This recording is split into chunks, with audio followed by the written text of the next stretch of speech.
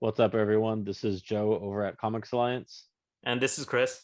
So, welcome to our issue number 5 of the comiXalliance podcast. Tonight, we're going to be changing things up a little bit. We're going to be doing, I guess, we're going to title it Comic Books and Everything Else. So, more or less, we're going to obviously talk about our favorite thing, which is comic books, and then we're going to also discuss everything else that's on our mind. And this is going to be more or less stuff just off the top of our head. So this is going to be things that can range from books, movies, video games, music, really just anything, but as much stuff as we can possibly think that would tie in and keep you as a listener interested. So to start, I just want to throw out there, I've been reading Gideon Falls from Jeff Lemire, and my God, it is amazing. It is dark and creepy.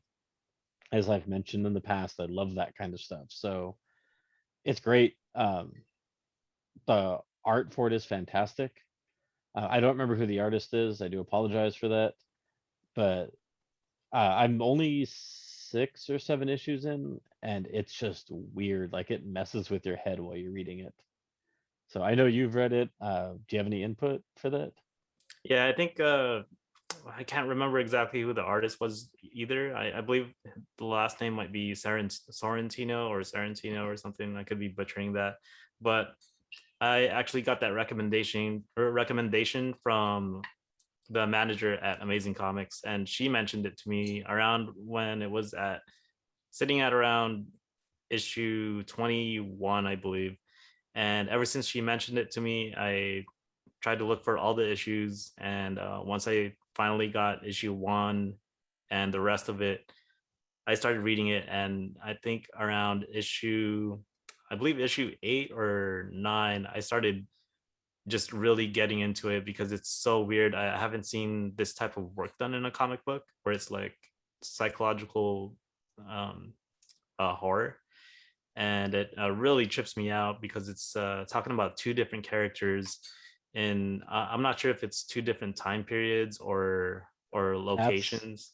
what I'm trying to figure out too. Like I Yeah. feel like it's the same city but 2 different time periods because Hmm. oh, actually, let me jump into that in a sec. I just picked up number 2 is sitting a few feet from me, so I just grabbed it.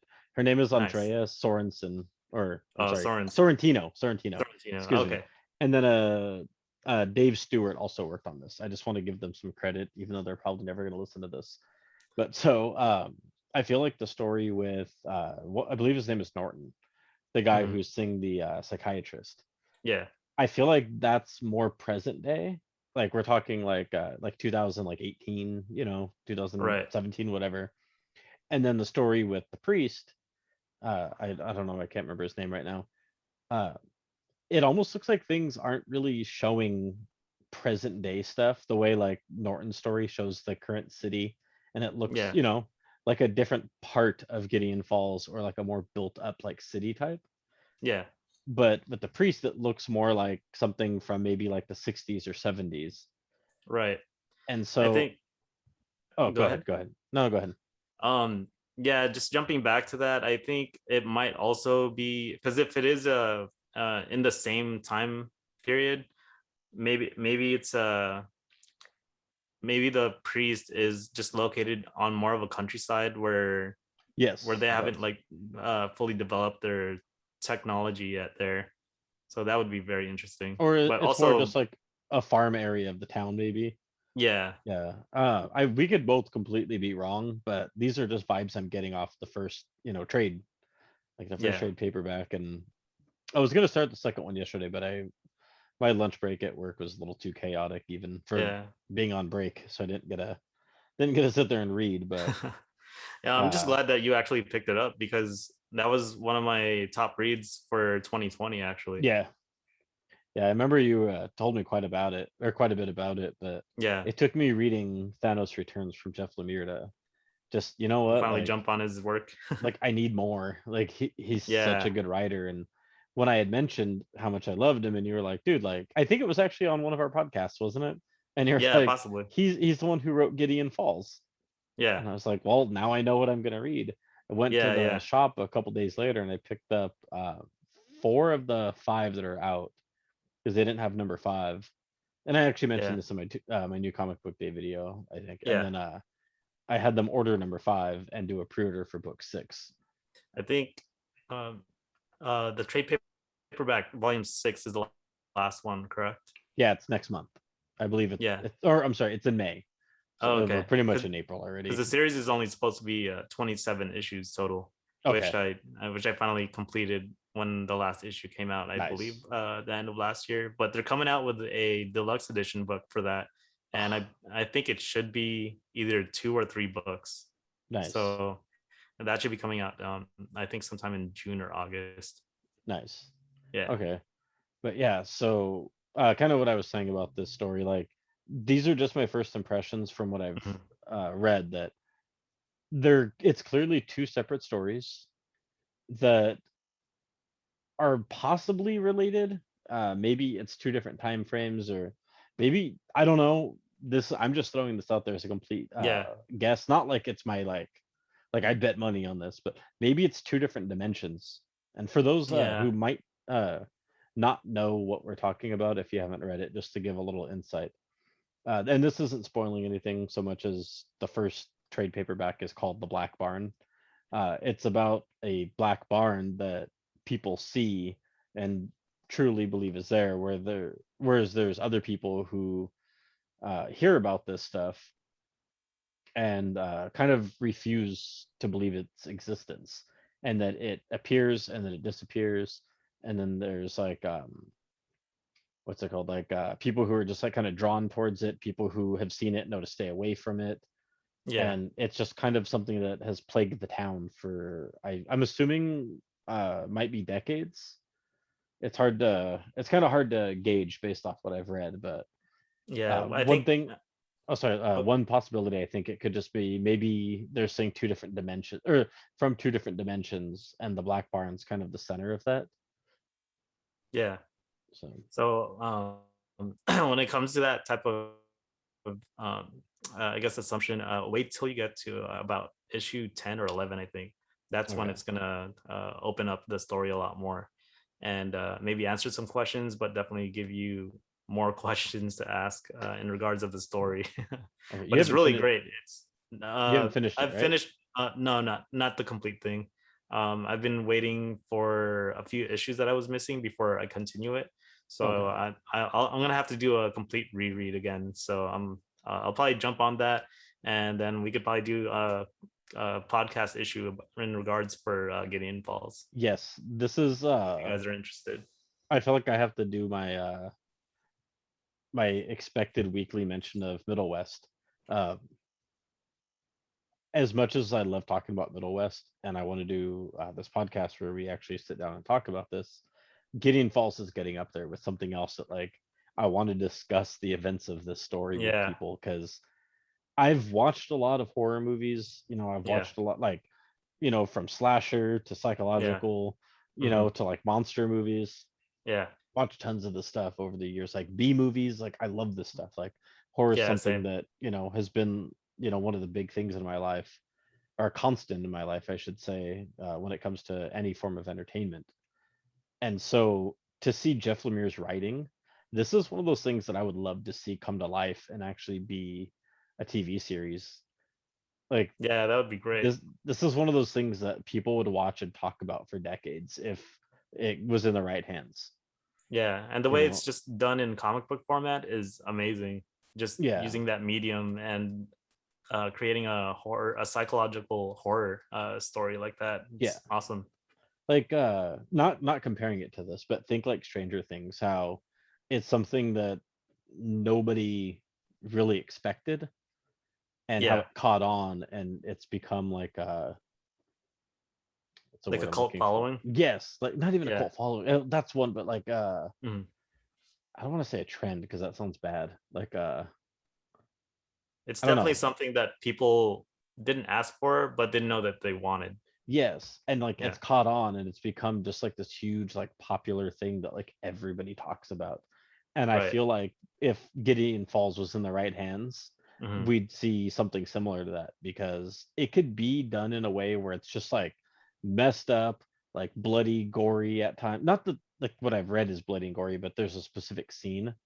I know Yeah, you know what I'm talking about. Um, when the priest gets woken up and he chases outside his, you know what I'm talking about. yeah, yeah, I won't ruin that for anybody, but what happens after that? Like, I imagine that there's a little more like blood and gore. So I can imagine that a TV show would be possibly really bloody, really gory, but at yeah, the same time, I kind of feel it could be very entertaining and kind of just use that kind of stuff as like I don't want to call it filler, but I don't know, maybe just kind of like a little shock value here and there, but doesn't yeah, rely on that, to push, the what's the word I'm looking for? Like push the drive to like want to keep watching it. Like it's not, it doesn't need to be like a something that's front and center like that. Like the yeah, psychological part does enough. It yeah. really It's great. messes with your head, but not in Yep. a way where you're like, I can't sleep tonight, but in a way where it's just Yeah, like, I'm not gonna stop thinking about this for days. Like, yeah. Kind of like in the sense of coming up with theories for what might happen yes, next, exactly. what is going on. There's so many different ways and angles that you could look at it before you read the next issue, or before you even get to the next panel. Yeah, And the people that are involved in it, or the characters that are involved, you get so invested in how it's written. It's kind of family oriented, where it talks about that person's life and like how they grew up and whatnot, and yeah. their experiences growing up and how they got there. So that's kind of what drives you in and makes you want to see what happens to these people and these characters that are involved. Yep, definitely. Like the cop. I don't want to ruin her story, Mhm.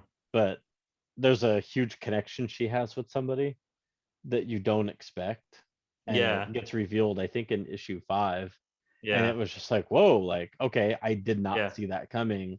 right, And then it kind of makes you care about both of them a little more, whereas that character, exactly. like, you kind of know he's gonna maybe be a not, maybe not a main character, but definitely Mhm. have some emphasis put on him.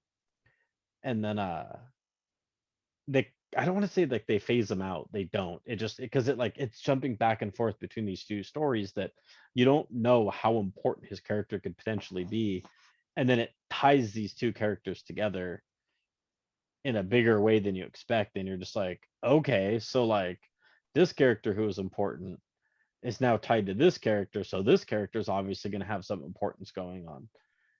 And then I don't want to say this. There's something else I was thinking about that would have been kind of a spoiler, but uh based on what I've read and what I've seen, I kind of feel like just because somebody seems important doesn't mean they're gonna make it to the end. Yeah, and I love it No, when stories go like that. But every character that is in the story is pretty much not safe. yeah, The ones that you're invested in, you're not sure if they're gonna make it through or get written off, or yeah, something might happen to them, and maybe they'll appear somewhere down the line. It's hard to get invested in them. yeah. Like you, Yeah, you do, but you like feel kind of dumb. Like yeah, you're like, oh, this seems like a cool character. Oh, I want to see. Oh, they're dead. Like, not saying that's yeah, what's going on in Gideon Falls, but I'm getting that yeah, vibe too yeah, with three of the situations I've seen already. I kind yeah. of feel like anyone who's not Norton and who's not the priest, really Everyone's like, fair game. yeah. And even then, Yeah, like, I don't even know about them like a little bit later. Like, I'm not far yeah, enough to know that if, like, is it their story or are they just like the like, opening characters and it yeah, ends like, like it starts at A, goes to B, and the next thing you know, you're at like L, and like it's just jumping all these points. yeah, Because it already kind of feels like it does that, not in a confusing way, not like some Tarantino, film where it's all over the place, but like it's jumping back and forth and like stressing the importance here and then the importance here, and it's slowly tying things together, and you're kind of seeing like who's doing what, and yeah. uh, It's at just so good. at times you feel like Norton's just like a madman, but then at times you're just like, He no, makes sense. everybody thinks this guy is mad because he's the only Yeah, one who actually knows the truth. Right, But right. then it makes you wonder, like, am I going crazy because I'm agreeing with Yeah, this guy? Like, yeah. That's where the story like messes with you. yeah, it's like Yeah, you don't and it's know who's great. crazy. Yeah, same thing with the priest as well, because he Yeah, experiences some stuff where he's like, I'm not sure if that's supposed to happen, or I mean, this is what I saw, but you guys are telling me this, like, and then that's when your head starts gearing and like tries to think yeah, about different theories of how could that be, or try to piece things together to make it make sense, even though it yeah, doesn't. So so yeah, I love the engagement with this story, and I definitely recommend anyone that's into horror or psychological horror or even mystery definitely, to definitely definitely. pick that up. I The back of it, the last thing I'll say about it, the back of it would actually, aside from your recommendation and telling me that it was Jeff Lemire, when I looked at it, the back says, collect Gideon. Well, this one says Gideon Falls 7 through 11, and then it says under horror slash occult and supernatural. Once I read There that, I you was go. just like, well, I'm sold. Yeah, Like, completely sold on this. yeah, Like, this is right up my alley, yeah. I'm and super glad you picked it up. I couldn't tell what it was based off the covers that I was seeing coming out. I was just like, Mhm. is this like a horror story? Is this just like kind of like Yeah, We Live maybe, where it's like cartoonish looking? Like, I couldn't tell. yeah, Um, because the I don't think the covers do it justice, but no, they after don't. reading it, it kind of makes Well, a bit of sense. the trade paperbacks, Yeah, those covers yeah.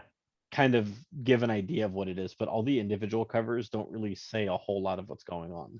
No, it doesn't. Like the manager at the comic book store had to explain to me kind of what it's about, and as soon as she said Jeff Lemire, I was already sold, because I finished reading another story that was written by him, and that's what I'm gonna get into next, which is Descender.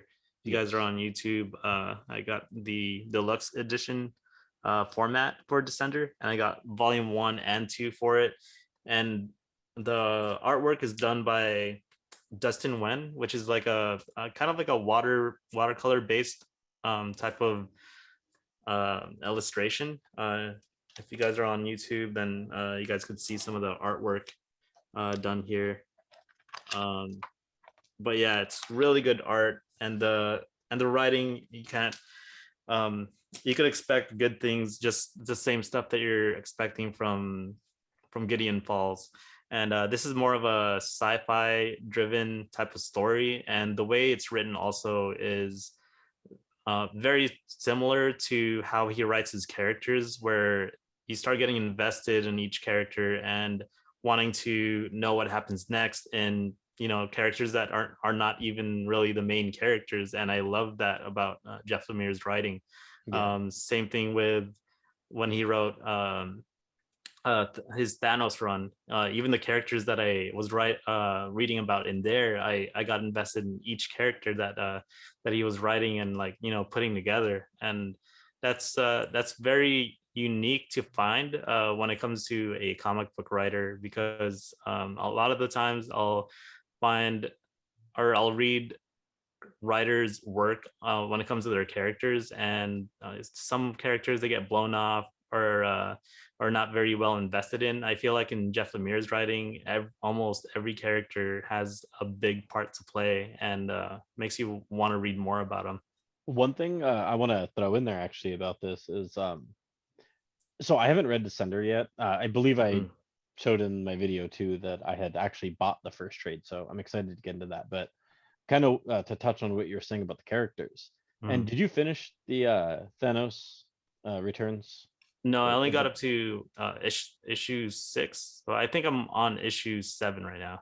Okay, so this shouldn't come as a surprise to you. I'm not gonna spoil anything so much as I'm gonna say something that I think's glaringly obvious at this point. He took a bunch of, in the grand scheme of things, a bunch of nobodies, a bunch of like like like B-list B, characters. yeah, like B Yeah, list and C list characters, and made you care about them and made you want to see what they're gonna do and how are they gonna prevail. Like, how are they gonna beat Thanos? yeah, And like, they're nobodies. Like, he didn't use Captain America, he's not using Wolverine, he's not taking, Iron Man to do this. He's Yeah. taking a bunch of nobodies and Thanos' son, which I mean, in comparison to Thanos, he is pretty much a nobody. Yeah. And if you You guys know, aren't familiar with Thanos' son, his name is Thane. Thane. Yeah, Yeah. Thanos. But yeah, he takes a bunch of nobodies and he makes you care. Oh, I shouldn't. Okay, only one person was sort of not a nobody, and that was Nebula. But Yeah, because she's already familiarized with the the MCU MCU, movies. yeah, Yeah. but she's never had her own movie. She's had minor roles for the most part in a couple of these movies. So even then, she's not like an A-list character. Even her like comic book series that came out, I think at the end of or mid 2020 or end of 2020, it Yeah. may have actually even been canceled. Like I don't think anybody bought it. So Yeah. it's not like she's this like superstar character. Like I said, it's not like Spider-Man coming out to like fight Thanos and Yeah. gather a team. It's just you're pretty much it's like the Thunderbolts going against Thanos, Yeah. without Taskmaster. Like Yeah. And the it's premise about the story, without spoiling a lot of things, in regards to the arc, is basically Thane, gathers a group of individuals that he wants to pretty much kill off Thanos, in order for him to take his throne. But the surprising thing is he's not trying to bring the entire Marvel universe to stop him. He's only selecting a few select individuals to put a team together in order to destroy him. And I thought that story arc was very intriguing, because why wouldn't you try to get the X-Men and the Avengers in to make sure that you definitely kill off Thanos. well, because in lore wise, this ties into after the Infinity Saga. Like these guys have Mhm. done it before, Yeah, so like, why not get them to do it again? Especially exactly. the situation Thanos is in. Yeah, To not spoil anything, Thanos is.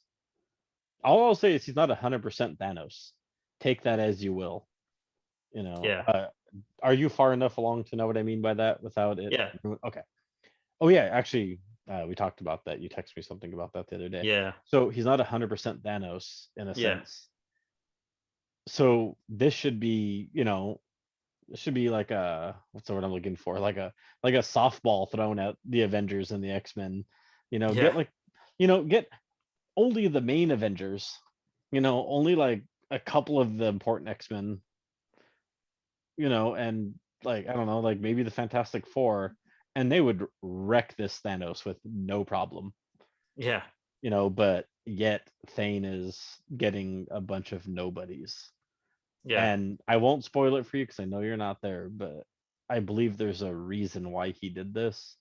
It doesn't outright say it, but I think it's one of those things you can kind of just deduce by, oh, well, he didn't get them and then this happens. So kind of put two yeah. and two together and figure out that this is why he did it. Right, right. Yeah. And the story picks up after. So it ends like at the very end of issue 12. It says the end. There's no to be continued. But Right. Donnie Cates picked up the story Uh-huh. with issue number 13 and went through 17, I think. I think it was 5 issues, and ties Yeah. it directly into Cosmic Ghost Rider. Yeah. I'm starting to notice that, oh, not like a lot, but at least most of the stuff that I've read from Donny Cates, he's mainly just doing like, 5 to 10 issue runs. Like Venom is probably the only series that I've seen him do a run consistently past 10 issues. But all the other stuff that he's written, like Silver Surfer Black, Thor. the Thanos run, Thor's on Thor, well, 13. Thor's on 13 Yeah, finally. this But is the not, like first I one said, not outside too, of yeah, like I said, not too many, but like Silver Surfer Black, five I think issues. So 5 issues, the his Thanos run, I think possibly also Cosmic Ghost Rider is that only was only five five issues as issues. well. Yeah, And then also I believe Guardians of the Galaxy yeah. is around maybe 5 to 10. But Yeah, I I think don't know. it's I thought that was just something I noticed.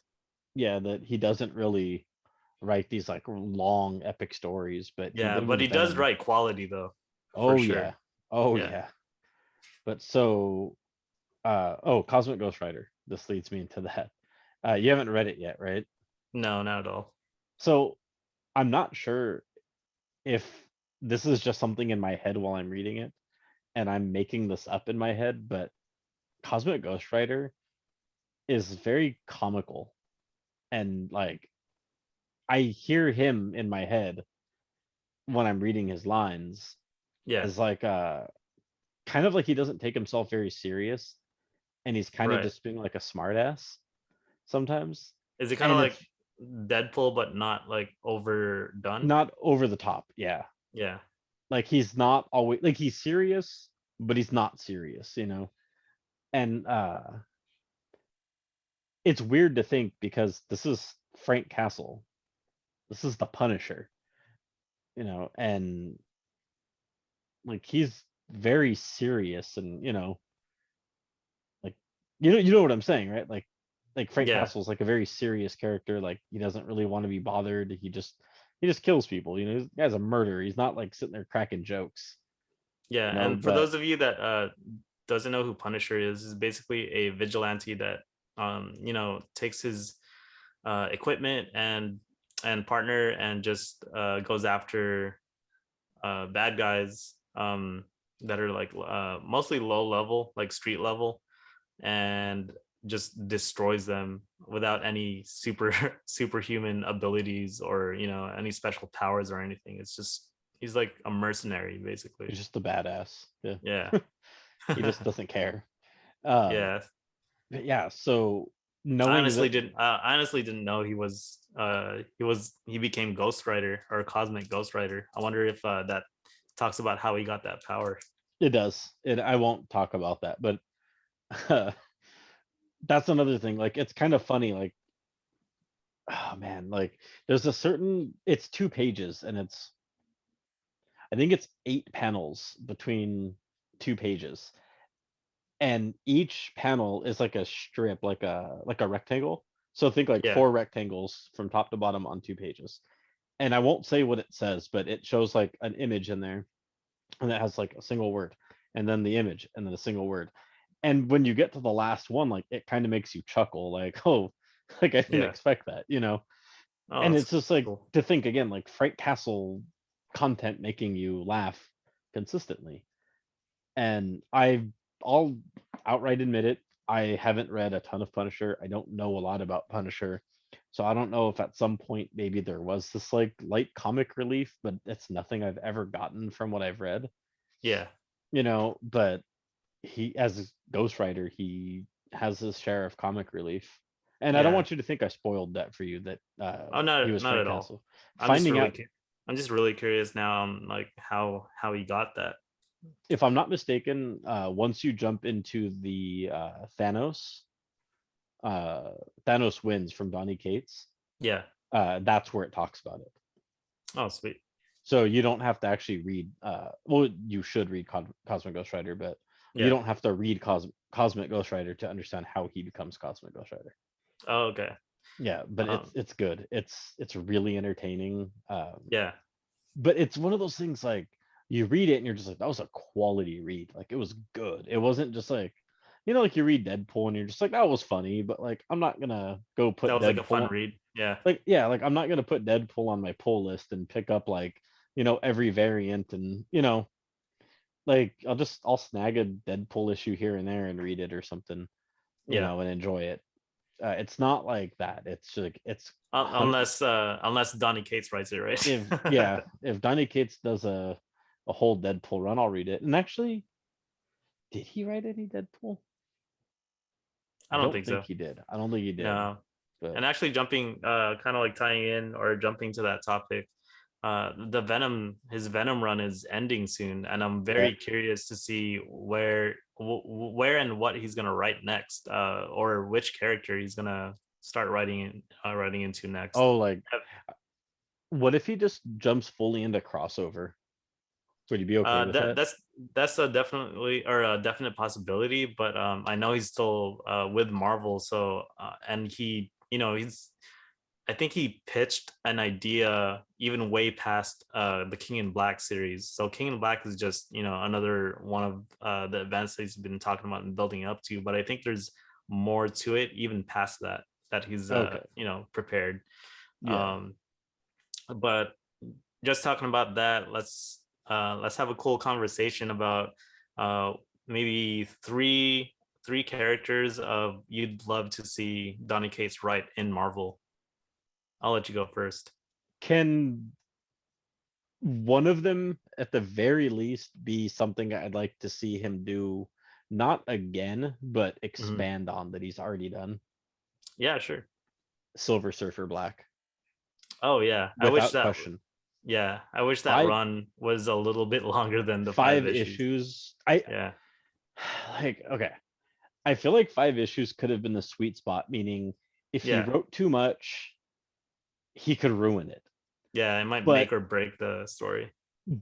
you end at like the very end, you're just like you're seething, you're just like, I need more, Yeah, like give me more Silver Surfer Black, because it's weird yeah, and it starts off, you're like, what the hell's going on? Like yeah. there's like some weird, Especially with Trad Moore's artwork. His yeah, artwork is very psychedelic. psychedelic, Yeah, yeah, you're like reading this like psychedelic like trip almost at times, and you're just like, what the mhm, hell is going on? yeah, And it's weird. I don't want to say it's all over the place, but it kind of just seems like it might start spiraling out into the story. yeah. And And we're still gonna have mm, a podcast topic about just just Silver Silver Surfer Surfer, Black. yeah, or And I'm even tying into what leads to the King in Black eventually. so there's actually a reason I'm glad we haven't talked about the Silver Surfer Black, and I'm not gonna tell you why, but there is a little more Silver Surfer Black that is out there. Oh yeah, I've seen a little bit in different titles with Oh no, that character. you don't like. I'm not gonna tell you. Yeah, And what I'm not even gonna tell you it's a part of, because I don't want you to have these preconceived ideas in your head about damn. anything. But there is a little more Silver Surfer Black out there, and Uh-huh. based off past conversations we've had, Yeah. you're on your way to getting to it without me having to tell you.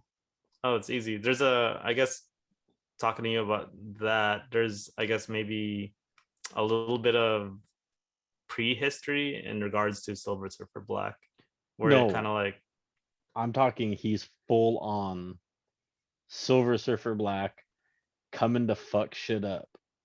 yeah. I just said that, and I know we're trying not to cuss on our podcast and keep it PG-13, but I also feel like that was kind It's of vital to yeah, yeah. stressing how awesome Silver Surfer Black actually is.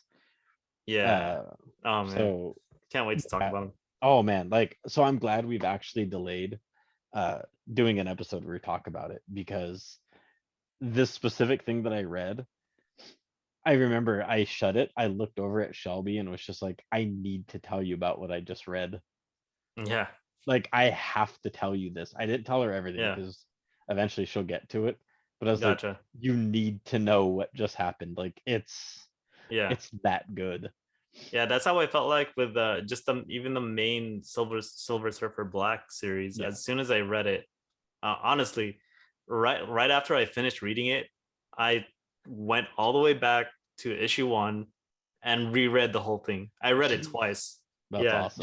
just to I don't know, I guess piece things together, because as I read it the second time, right away, I was able to kind of uh get a different view or perspective on what he's going through, and Yeah. it made a lot more sense through the second read, and it was a lot more enjoyable as well. I should definitely do a second read of it, especially now, because everybody knows he's tied into the Thor run. Yeah, I that's obvious. I think everybody who's even like so much as looked at a Thor cover from Donny Cates knows he's like, at least at the very least, has like a cameo in it of sorts. Yeah, I mean, You he's know, in some of the variant covers, so yeah, that's what I'm saying. Like, if you even looked a little bit into it, like he has something to do with the Thor run. So that's not yeah. spoiling much, but oh, but okay, okay. So I'm getting way off topic here. So that aside, I want another Silver Surfer Black 5 issues, but like I Nice. said, I feel like that 5 could have been the sweet spot. But I Yeah, feel like outside of these little things he's branched into, like Thor yeah, and whatnot, another 5 could just ruin it, and it could kind of just take the magic away that made him awesome. yeah. And I've never been like a big Silver Surfer fan. Not like I say that about other characters, where I'm just like, I'm never a fan.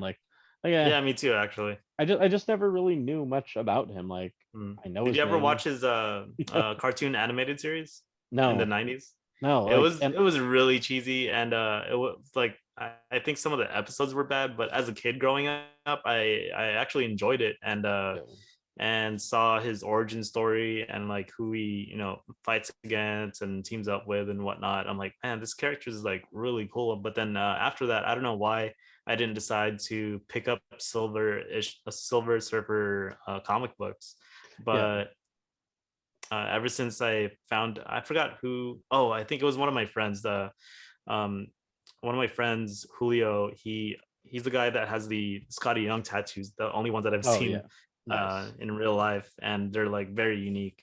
But he's the one that mentioned Silver Surfer Black to me, and I think when I started reading comic books and found out that he loved comic books, he just straight up told me, "You need to be reading Silver Surfer Black," and I'm like, "Oh, okay, I'll definitely put it on my list." And he's like, "No, you need to read that. Like, put that on your top 5 priority list of comic books to read." I'm like, "All right, sure, I'll start reading it soon." Which I'm kind of glad I read it in the order of what I was reading in order to prepare myself for King in Black, because I was trying to read recommended chronological order stories before reading King in Black, and I did that too. I originally started off with Thor, God of Thunder, and the Gore story, and I'm super happy that I started off with that first, because that's one of the issues, or not issues, but like story arcs and storylines where it starts to mention the King in Black, but not fully, and It kind it's of just written by hints someone at else. It's written Jason by Aaron, Jason right? Aaron. Yeah. Yeah. So that was really cool. And then after that, I believe that's when I read um shoot, I think it might have been Silver Surfer Black, and then after that was Absolute Carnage. Oh, and in between, like around the same time period that was happening, which was the Venom series. Yeah. Don't Yeah, even get me started on Absolute yeah. Carnage. And I think we won't go too much into it, because we do definitely want to make a separate podcast issue or episode in regards to just the best chronological order to read, to get into King in Black. I'm I just think gonna call it the King and Black event right now until it's given an official event title. Because let's be that's the real, isn't is that the that event actually? I I don't know. I've never heard Yeah, it referred it's to it. King in Black. I'm sorry. I just know that Mhm. it's like Venom leading into King and Black, but Yeah. I'm talking like the Silver Surfer connection, like the Thor, like Thor God of Thunder, Uh-huh. Absolute Carnage, like how all of that, like when you encompass like everything plus I all the times, like I've never heard referred to even like into the previous episodes like King and Black, just Yeah. the I event in think terms of it might be on the lines of how they call the Infinity Gauntlet saga, yeah, but the actual event event. is called Infinity Gauntlet. So they might go on the lines of that, because everything else is Yeah. more in a sense of tie-ins. So I guess if anything, like we'll just refer to as the saga when you Yeah. start from like way back with Thor God of Thunder, where Yeah. it's like a Jason Aaron title, and Yeah. it's not even a tie-in. Like Donny Cates hadn't even started putting this stuff to paper, and Yeah. it has like light mentions of like or hints at the existence of the King in Black. And Yeah, which then is crazy because the way he wrote it, it touches back all the way from, like stories from the 80s and the 90s, because yeah, Donny Cates is so well versed in the Marvel comic book universe that when I think it was an interview where he had mentioned he was in a like a big meeting where he was pitching what he wanted to do with the Marvel characters, and he'd be spitting out the different characters and events and things that happen to specific characters, and like the board was like, how do you know all this? And he's just like, I've been reading comic books since I was a kid, like he like knows his shit. Yeah, I don't know if that's you've seen awesome. that interview, but I thought that was No, really cool. Like I feel like it. someone that's just extremely passionate and actually cares and loves what happens to the characters, and trying to make an impact, and move forward with these B-list characters, or big events that he wants to throw in there that matches maybe Infinity Gauntlet. Yeah. One thing that I do remember standing out from Donny Cates that I loved was because so I guess Thor is his favorite character. If not I his thought favorite, it's like I one thought of it was his Venom. favorite. I think it's Venom is his Okay, top favorite. then maybe you said Thor was one of his favorites. Like Yeah, because before so, that, I think he was writing other stuff, like God Country, and I think a Tomahawk, yeah, which is kind of like similar to that type of story writing when it comes to the character, but him finally jumping on the actual Thor character that yeah. he was most excited about. Well, why I bring that up is there was an Mm, interview that I was reading, and it might have actually been in a like also added like into like notes of like the back of a trade or something, like where like the author like just like, hey, thanks like for reading like blah blah, and gives like a little insight to his view on it. yeah, He mentions how he loves Thor, and it was, I guess, one of his favorites, and he couldn't believe that he got to follow up Jason Aaron's Thor, who I guess is one of his favorite writers. yeah, he is. So he got to follow up one of his favorite writers and write and continue the story of one of his favorite characters. Like that's Yeah, amazing. That that's a has dream to come feel true. good. Yeah. Yeah. Like, can you imagine if I gotta like do like art for Scotty Young? Like that'd be the equivalent of it. Yeah, right. Like I gotta like draw Scotty Young's comic book. Yeah, For anyone who's unreal. wondering, I cannot Yeah. draw, so that would never happen. But it so it's not quite the same, but you get my point. It's like just getting to follow and like do work, on somebody, or if I gotta write like the continuation of Middle West. Yeah, Not that I think it could be continued. I feel like it had a solid ending, but that's beside the point. But no, yeah, it's yeah, it's amazing to think that like the guy got to follow his one of his favorite writers with one of yeah, his favorite characters. Like that has to feel good. You have to yeah, feel like your life's complete at that point. yeah. What's left to do but make the Right. next big Marvel event. Yeah. you know, the And guy's done it all. I guess just jumping back to the topic of which top three characters you'd Oh want to yes, yeah, see Donny Cates, right? For me, I would definitely love to see Donny Cates write a Weapon X story.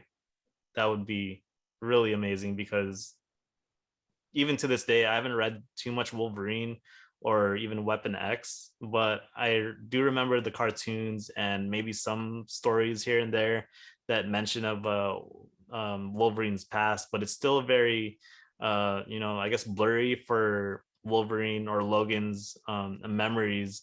And not a lot of people have talked about his past. Not even Professor Xavier knows yeah, exactly what he went through, because it's so blocked off in his memories. But if Donny Cates could write, a Weapon X story where it takes place in during that time and how he became who he became, that would be super awesome. And maybe even going into the like him fighting Omega Red or something like that. yeah, that'd be Like pretty cool. characters that just haven't been hugely flushed out, I guess, or haven't had like a big main event storyline, Yeah, like even Maverick, or I think the other character's name is Warhawk. the Indian looking guy. Yeah, Yeah. I Yeah. don't remember his name, but I know you're talking about. Yeah, he's basically a shapeshifter. Okay. So yeah, but yeah, Weapon X would be definitely my choice for Donny Now, Cates to write. to touch on that, who would you like to see draw that for him? Ooh, damn. Um, I assume you're going to I say Ryan definitely. Otley. That's what I was thinking. Just 'cause he's always the first one that like pops into my head. Yeah, But just depending on the tone that he writes, will really determine who a good artist would be for that. I mean, if even if Ryan Ollie did it, I would definitely jump on it. But I believe his type of artwork is a little more poppy and cartoony, but it works yeah, for anything because he did the first a number of issues for the Nick Spencer run. He's the one that did the art for that, yeah. and he did amazing art for Invincible for years. So he's definitely branching out there. So if he did that, that would be great. But I think a um, an artist that I would love to see do Weapon X would probably be Dan Mora. Okay. Yeah, the artist that has done the I believe Dark Knight Detective and also Once in Future and the Power Rangers series. Man, that once in future art is amazing. Yeah. So imagine that having, Weapon X and characters from that era Yeah. like being drawn like that. That would be Now, great. another minor question. You could just sum this up with like a yes or a no. You could Yeah. feel free to elaborate on it. Uh, Now, would you like this Weapon X story to just be like a 10, like 6 to 10 issue run, maybe 16? Mm, I don't know. But hold on, I'm not done. yeah, yeah. Would you like to just see it be like either like a mini series or like a decent Mhm. length series? Or would you like to see this be something that starts like a point A and leads into like a big new event that we've never seen?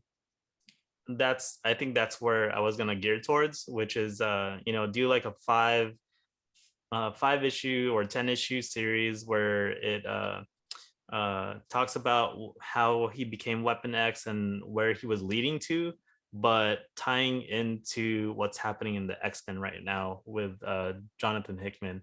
I think that Okay, would be kind of like a mind-blowing read or experience.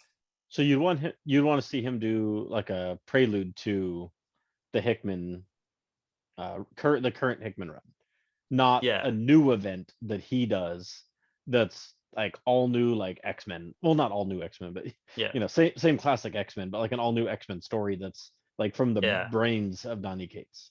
So yeah. Because you wouldn't want that.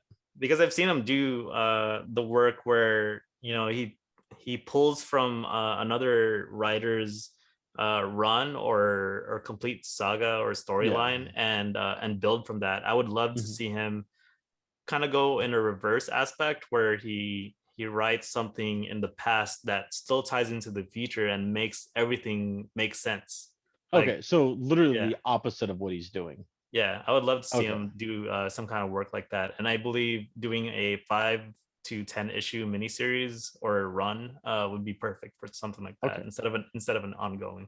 Nice. Okay. Yeah, That I can get behind that. I think I'd read that. yeah, right. So wait, you said you wanted to stick with Marvel or anything? I don't remember. Um, I would just say Marvel Okay. for now. We could So do another topic for that later. I'm not gonna elaborate on this because I'm gonna change Uh huh. my choice. I just want to throw this out there. My choice was actually gonna be X-23. Okay. Uh, I'm only changing it now because you just said Weapon X slash Yeah. Wolverine, and I feel Nice. like not that their stories are very similar, but it's just Yeah. she's all new Wolverine. Like it's like I'm not gonna I can't keep up with Weapon X at this point. Like you know, like you beat me to the punch. If I said X-23 first, Oh you yeah. get what I'm saying, right? Like it would have Yeah. just been like, okay, well I can't go with Weapon X. Like But it's you awesome kind of already that we both chose like like a I guess Wolverine character. Wolverine-esque characters. Yeah. Yeah. Well, she was Wolverine, so she counts. So Yeah. I'm not gonna go with that. I'm gonna.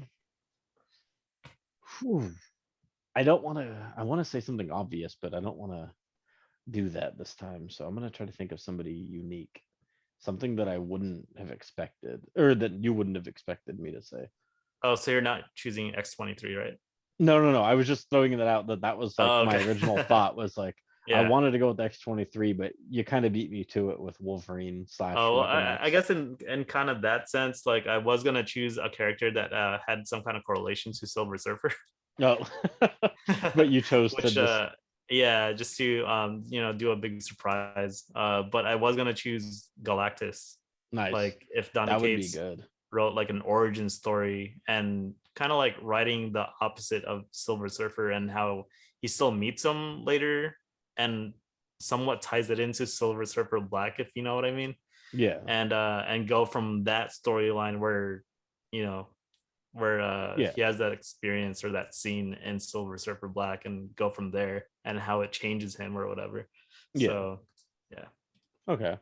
But what were you gonna say So, for the second one? oh, I'm trying to think of something that would be good, like because I obviously my natural instinct is to say Yeah. Spider-Man, but like Yeah. I don't want I don't want to do that this issue. Just Spider-Man everything every Yeah, just episode. yeah, like everybody should write Spider-Man, and everybody needs to Yeah. read Middle West. You know what? Honestly, there's not too many people that haven't had the experience of reading Spider-Man stories and actually love it. Like the only series that I liked of Spider-Man that I really loved was Maximum Carnage. And Yeah. that's another continuous thing that that we keep on mentioning, whether it be video games or comics. But that storyline, and also I'm still waiting to read Michael Bendis's run on Ultimate Spider-Man. I've Oh heard yeah. so many good things about that. Currently waiting for the reprint of the Omnibus that'll come out sometime this year. So if you guys are keeping up to date, just make sure. I don't think it's been announced officially yet, but I know what's his name, Omar from Near Mint Condition.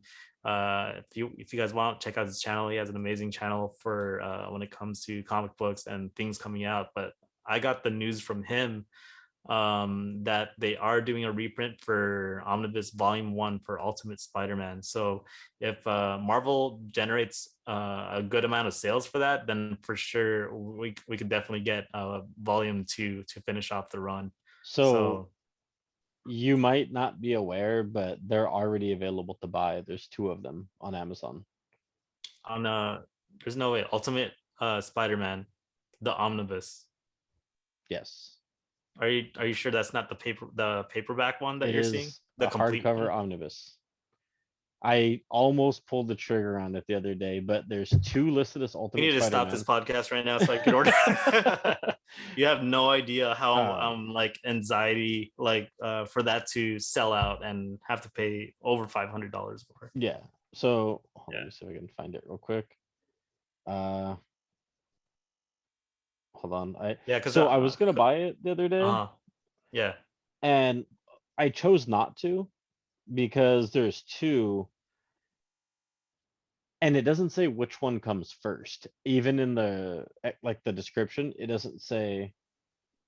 Um, There oh, I you don't know think what? there should I'm I I'm don't think sorry. there should be two. I'm sorry. Yeah. Okay, so don't get too excited. I think I was right and wrong.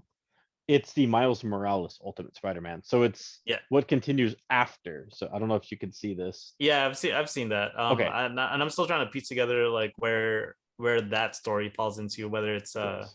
obviously after Ultimate Spider-Man, but I don't, because there's another Then omnibus. I don't know Yeah, if you can that see one. it. I don't know which one Okay. follows right after Ultimate Spider-Man, so Yeah. I'm trying to figure that out because And I don't that's want the to reason read I didn't buy something. this. Yeah, So because I wasn't sure which one followed which. But I forgot, I'm yeah. sorry, I got your hopes up, but Oh no, like I didn't even believe you because I knew for sure like there's no way Ultimate Spider-Man was out yet and have volume 2 already. well, technically that was Ultimate Spider-Man, and it was just Miles Morales. No. So it was it's what follows, but it's still considered Ultimate Spider-Man Yeah. because it has Ultimate Spider-Man 200, which is Is that one. one written by Bendis as well? Yes, they're both by Michael Okay. Bendis, and it Yeah. has. Remember those covers I have that have Peter's face and then Miles' face, and then Spider-Man split down the middle in the variant, Yeah, the main cover and the variant, and you put them yeah, together and it the makes like a connecting full covers. cover. Yeah. Yeah. Uh that's number 200, and that's part of the set I just showed you. Oh, gotcha. So, or one of them. So that is, I guess, in a sense, there'll be Ultimate Spider-Man Volume 1, then Volume 2, then these would be Volume 3 and 4, I assume. But they're not Possibly, yeah. listed because it's Miles Morales Spider-Man. So it's, you get what I'm saying, right? Like it's considered a different arc, Yeah, but yeah. it's, this is the direct continuation of. So I don't know why they release these first. That's kind of odd. Well, no, they did release the Ultimate Spider-Man Omnibus Oh, I'm before. sorry. These You are gonna said be you're waiting for a reprint. yeah, these are reprints. Okay. So once that does come out, I will definitely let you know, because I'm pretty sure you're gonna want to I'm jump gonna on buy that it. before it goes out of print. Like some of these omnibus collections, they don't Marvel doesn't print too many because they're not sure how it's gonna sell. Yeah. And once it sells out, like it's the price just either goes up by 25% or by 50%. So if you guys do see it, just pick it up if it's something that you want to get invested in. But yeah, Ultimate Spider-Man Omnibus, once that comes out, I believe sometime mid this year, is definitely a story that I want to read, just because I've heard so many good things about it, and it has one of the possibly like maybe sad endings, just because I don't want to spoil anything about it. But um, if you guys are interested in Spider-Man, just definitely pick that book up and support it so we could get that Omnibus volume 2. For the record, I missed a lot of that. I don't know if you saw me messing with my headset. No worries. It I was just saying that I recommend that people pick it up right away, because once it does go out of print, then it shoots up at least 25 to 50% oh yeah. in value. So you don't want to miss out on that and have to pay an arm and a leg for. Yeah, you definitely don't want to do that. Sorry, I'm moving my laptop. Uh yeah, I had some technical difficulties with my headset for a second, but I'm back on. No worries. So so with that said, my next choice, I guess, one thing I would probably say would be Daredevil. Oh, that would be pretty cool. So it took, I don't remember who the writer is, but it took Frank Miller, Daredevil, the current either writer. current writer. Well, I think I've seen two people or three people, three good writers write Daredevil, and that's Frank Miller, which is the original one, Oh, and I'm talking then current. the current one. See, Oh, the one that's Chip Zdarsky. yeah, So it took this run of Daredevil not being Daredevil and Elektra being Daredevil. We've talked about this, and me kind of getting excited for Daredevil, like oh, like why did Elektra take over? What's going on? Like I yeah. kind I of want to believe see what's I think a happening. lot of I think a lot of people did decide to jump back on it because they heard people say that Elektra was jumping on as Daredevil. I'm like, Yeah, what? How does that make sense? How does that play into, like, I need to jump back and see how they got there, exactly. because not too many people were I believe not too many people were picking up Daredevil comics until they mentioned that, and Yeah.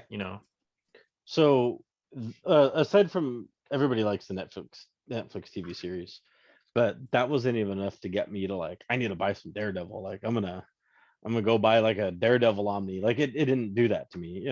Like neither the show nor Yeah, um, those issues, although they were pretty cool to read.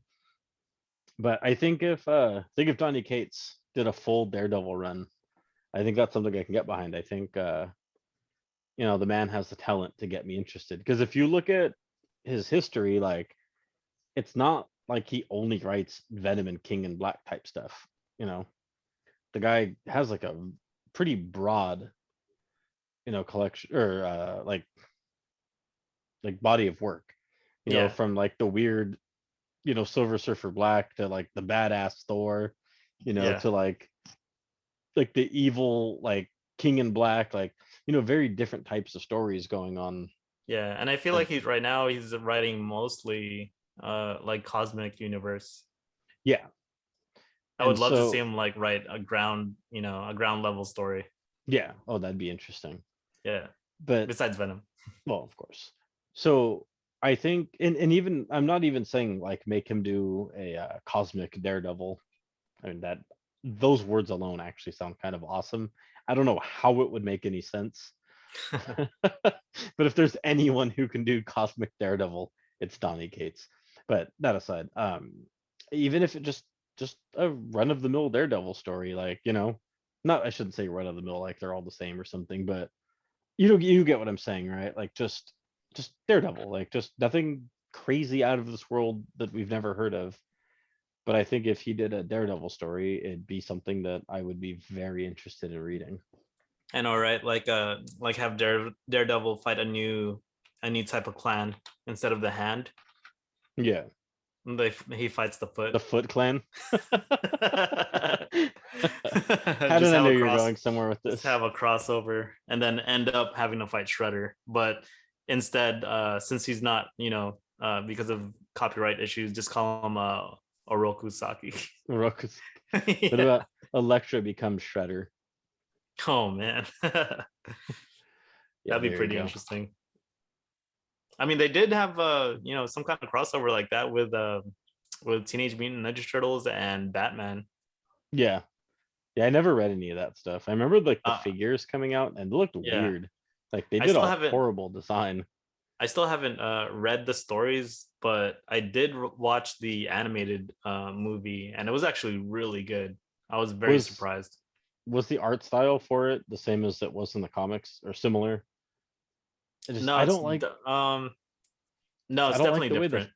the figures look really weird, so I don't know Yeah, like if I can, like, I want to read it because it looks interesting, yeah. but I don't like the art style. It's odd. Like The it art doesn't, style on the figures, or the animation, or the movie, or the if comic I'm not books. mistaken, the figures look like they do, I want to say, in the comics. Oh, okay, interesting. I don't And think I've seen the figures yet. it doesn't fit the way they look. Like the turtles. It Yeah. looks like they shoved the turtles in the DC world, not DC into the turtles world. Oh, I see. And Yeah, so they like DC-fied them in a sense, and they yeah, don't look right. They look really, really weird. And yeah, I remember I was working at the Santa Fe GameStop when they released them, and this was back when they were releasing the TMT NECA figures. yeah, Do you remember those? yeah. The like hyper real looking ones, not like Hot Toy quality. I don't know if you're familiar with Hot Toys, but No, not really, but these are like, these are like the live action movie figures, right? yes, yes. The NECA ones are probably the closest you can get to like hyper real without with being affordable, Yeah. you know. And so because they're like 25 each or something, but they look really good, and they Oh, usually release them in those are the limited cheap ones then. amounts. Yeah. No. Like they release them in limited amounts though. Like just look up. I think These are the is it really big ones, right? That you're talking about, no, or you're talking about the smaller scale one? they're smaller. They're Oh, okay. like the Star Wars Black Series and the Marvel Legends size. So Are these the one with the all the red masks, or the different colored masks? The ones from the live action movie? what Because do you mean NECA red came out. masks?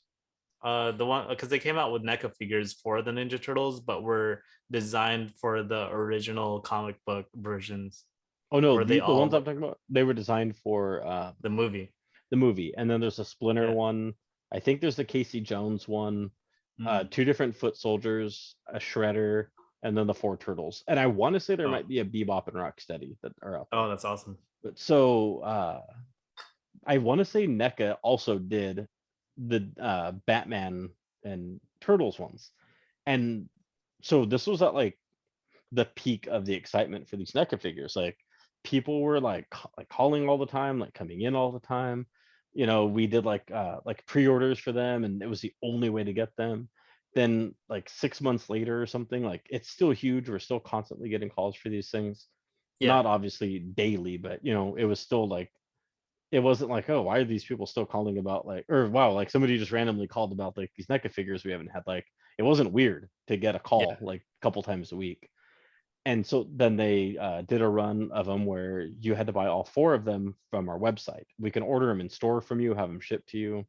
This whole thing, like, it was huge. You get my point. Like, people really wanted these things, and this is Yeah. just back when the first 4 turtles were out, so they hadn't even done the Foot Soldiers, Splinter, or Shredder yet. And so they released the Batman and Turtles ones. Those things just sat on our shelves. Nobody wanted them Wow. So the because, design just sucked. yeah, like, Yeah. people like were like, dude, like, all these things are out. Like, oh, where are they? And then they look at them and they're like, nah, I'm good. Yeah. Nah, Like, nobody pass. wanted them. Like, Yeah. I have a feeling these are going to be like those figures that in like 20 years, people Yeah. are like, damn, I should have picked them up because they're worth like Right. $4,000 each because nobody wanted them, Right. Right. Like, they were damn near close to getting clearance. Like, that's how bad they were. Dang. Yeah. So that kind of like turned me off to wanting to read the turtle stuff just to see how bad the art Yeah. looked. Yeah. But It's like a very hit or miss when it comes to crossovers like that. I think I used to I still have the trade paperback for when DC and Marvel universes it was Marvel versus DC, yeah, and they had a big story on that where they clash together, and it's like a very hit or miss when different publishers bring in um characters together and clash yeah, and try to write a story for it. it's because it's like both want to be the main series, and so Yeah. it's like, no, we got to do it in our art style, or like, Right. no, we want to do it in our art style, or we Yeah. want it to look like you're in our world. And some of those characters just do not translate properly. Yeah, at the And, same time, I think it just really depends on the creative team behind it. Because of if you have a course. good creative team behind it, then you can make a solid hit. Like, I still haven't read the whole series yet, but they do have a mini series of the Mighty Morphin Power Rangers crossing over with the Turtles. Yes, and that actually works. Those all look good. Like, they Yeah, they look do. like they fit together. Yeah. But at the same time, aren't they both published by IDW? No, Power Rangers is Boom Studios. I thought there was a whole Power Rangers run that was done by IDW. If there is, I don't know about it. I could have sworn, was it not Go Go Power Rangers? That's Boom. Yeah, there's Go-Go Power Rangers and Mighty Morphin, which is both by Boom, I believe. Well, there's Mighty Morphin Mhm. and there's Power Rangers. But before that, there was Go Go Power Rangers. Yeah, I think And that's all in Boom. okay, I swear, I'll look it up. I swear there was one that was done by IDW, which is Mhm. why I didn't seem surprised that they did a crossover with the 2 of them. Yeah, because I Unless feel it's like just nostalgia, like me, like thinking back to my childhood, like, oh, of course. yeah, because the IDW is kind of like known for having written a lot of like 80s and 90s pop culture. Like they do Teenage Mutant Ninja Turtles, they do Transformers, they do GI Joe, they do Okay. yeah, so So maybe just stuff just in like my that. head, I'm thinking like it's Like it not, would make sense for them to have Mighty Morphin Power Rangers or something. yeah, like it's not out of the realm of possibility that they would do it. Yeah. Let's see, I'm looking just to see, just to confirm. Mhm. No, you're right. It's all Boom Studios. Yeah. All I right. know my Well, Power Rangers. I love me some Power Rangers too, Yeah, but right. okay. I guess they didn't do any. Oh Yeah. well. But overall, like, yeah, that's a really good choice for Daredevil for Donny Cates. Oh yeah, I forgot we were on this. Yep, we're still on it. We somehow went from Donny Cates Daredevil to Power Rangers. Yeah. Totally Okay. makes sense. Yeah, of course. Yeah. I mean Oh, Donny that's Cates should do Power Rangers next.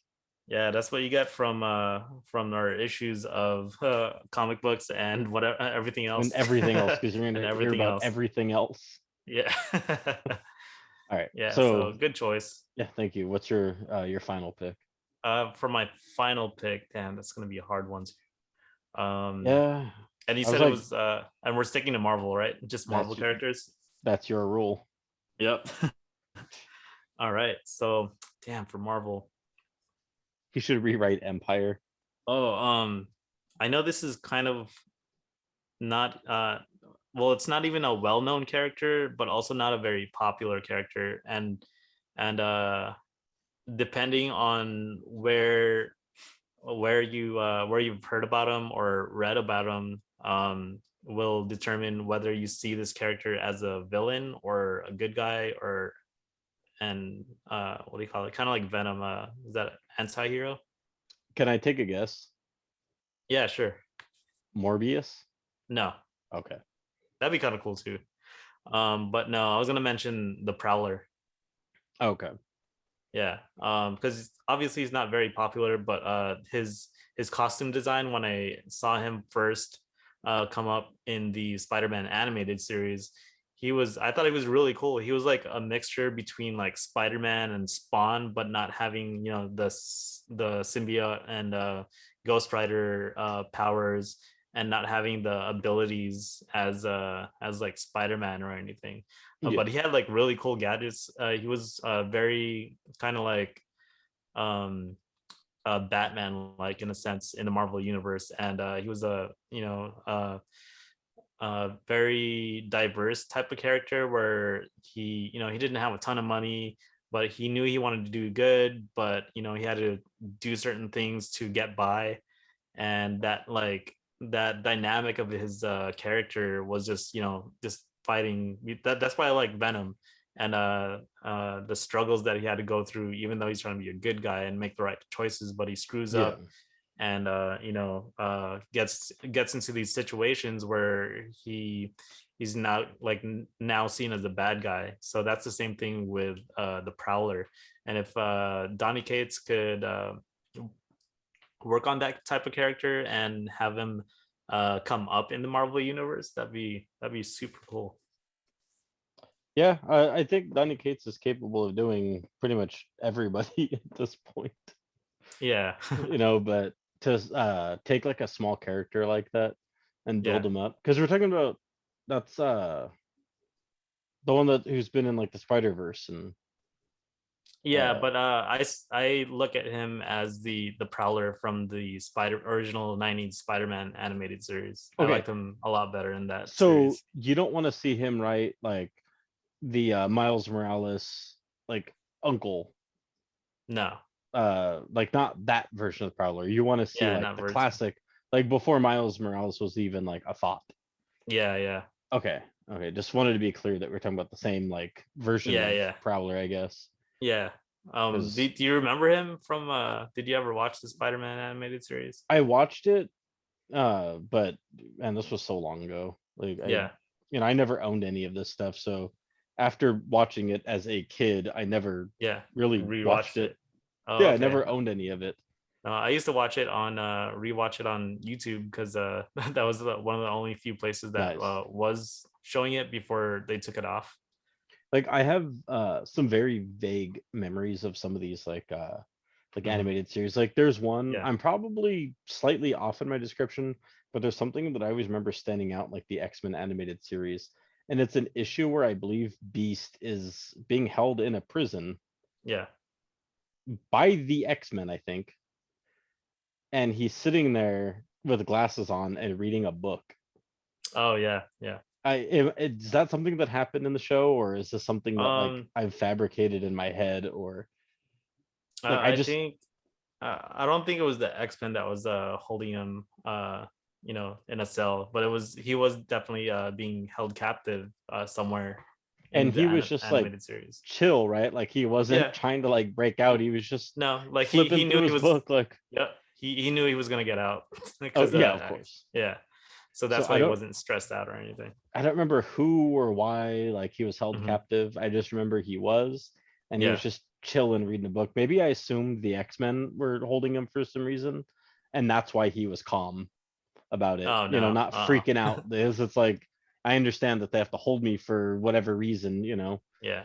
Okay, so again, vague memories. We're talking close to 30 years Yeah. ago, maybe Oh man, 25 years ago. I think you should definitely do another rerun Love, yeah. into watching the 90s animated cartoons. Definitely I try to do Uh, it at least now at least once a year if I have time. Yeah. because it's so good. It's so well written. I mean, originally, like Fox and the Warner Brothers was originally, putting these cartoons out just to sell toys. Like Yeah, of course. the the people were there, make this cartoon so that we could sell toys. But Yeah. there were people behind it that actually cared about the writing and popularizing these characters, and because they were fans of the comic books too. Yeah. So when they put that in there, they got a better team, like a better composer when it comes to the music, like the quality of writing you could see very well compared to today's versions of like cartoons and whatnot. Yeah. So yeah, I definitely recommend that you try to do a rerun with all that stuff. I really should. Like I said, Yeah, it's been years, man. Like yeah, I watched this all as a kid, whenever I'd see it yeah, on. yeah, and you'll And definitely get like nostalgic feels and flashbacks of like I'll start when this. remembering like, oh, this Yeah, is when what's it called like happens. And yeah, like I yeah. have, like I said, very, very, very vague memories of some of this stuff. Yeah, and like every time I So watch it, every episode that I watch is just it's just so good. Like, and I can't not like skip the intros for these cartoons yeah, either. They're just because they're so so like good. cheesy but good. Yeah, like no, I mean like just the music for it is Yeah. so damn catchy and just feels so like 80s and 90s. But let me know when you decide to start rewatching it. That way I could rewatch it and then we'll talk Okay. about it in a podcast too. For sure. Definitely.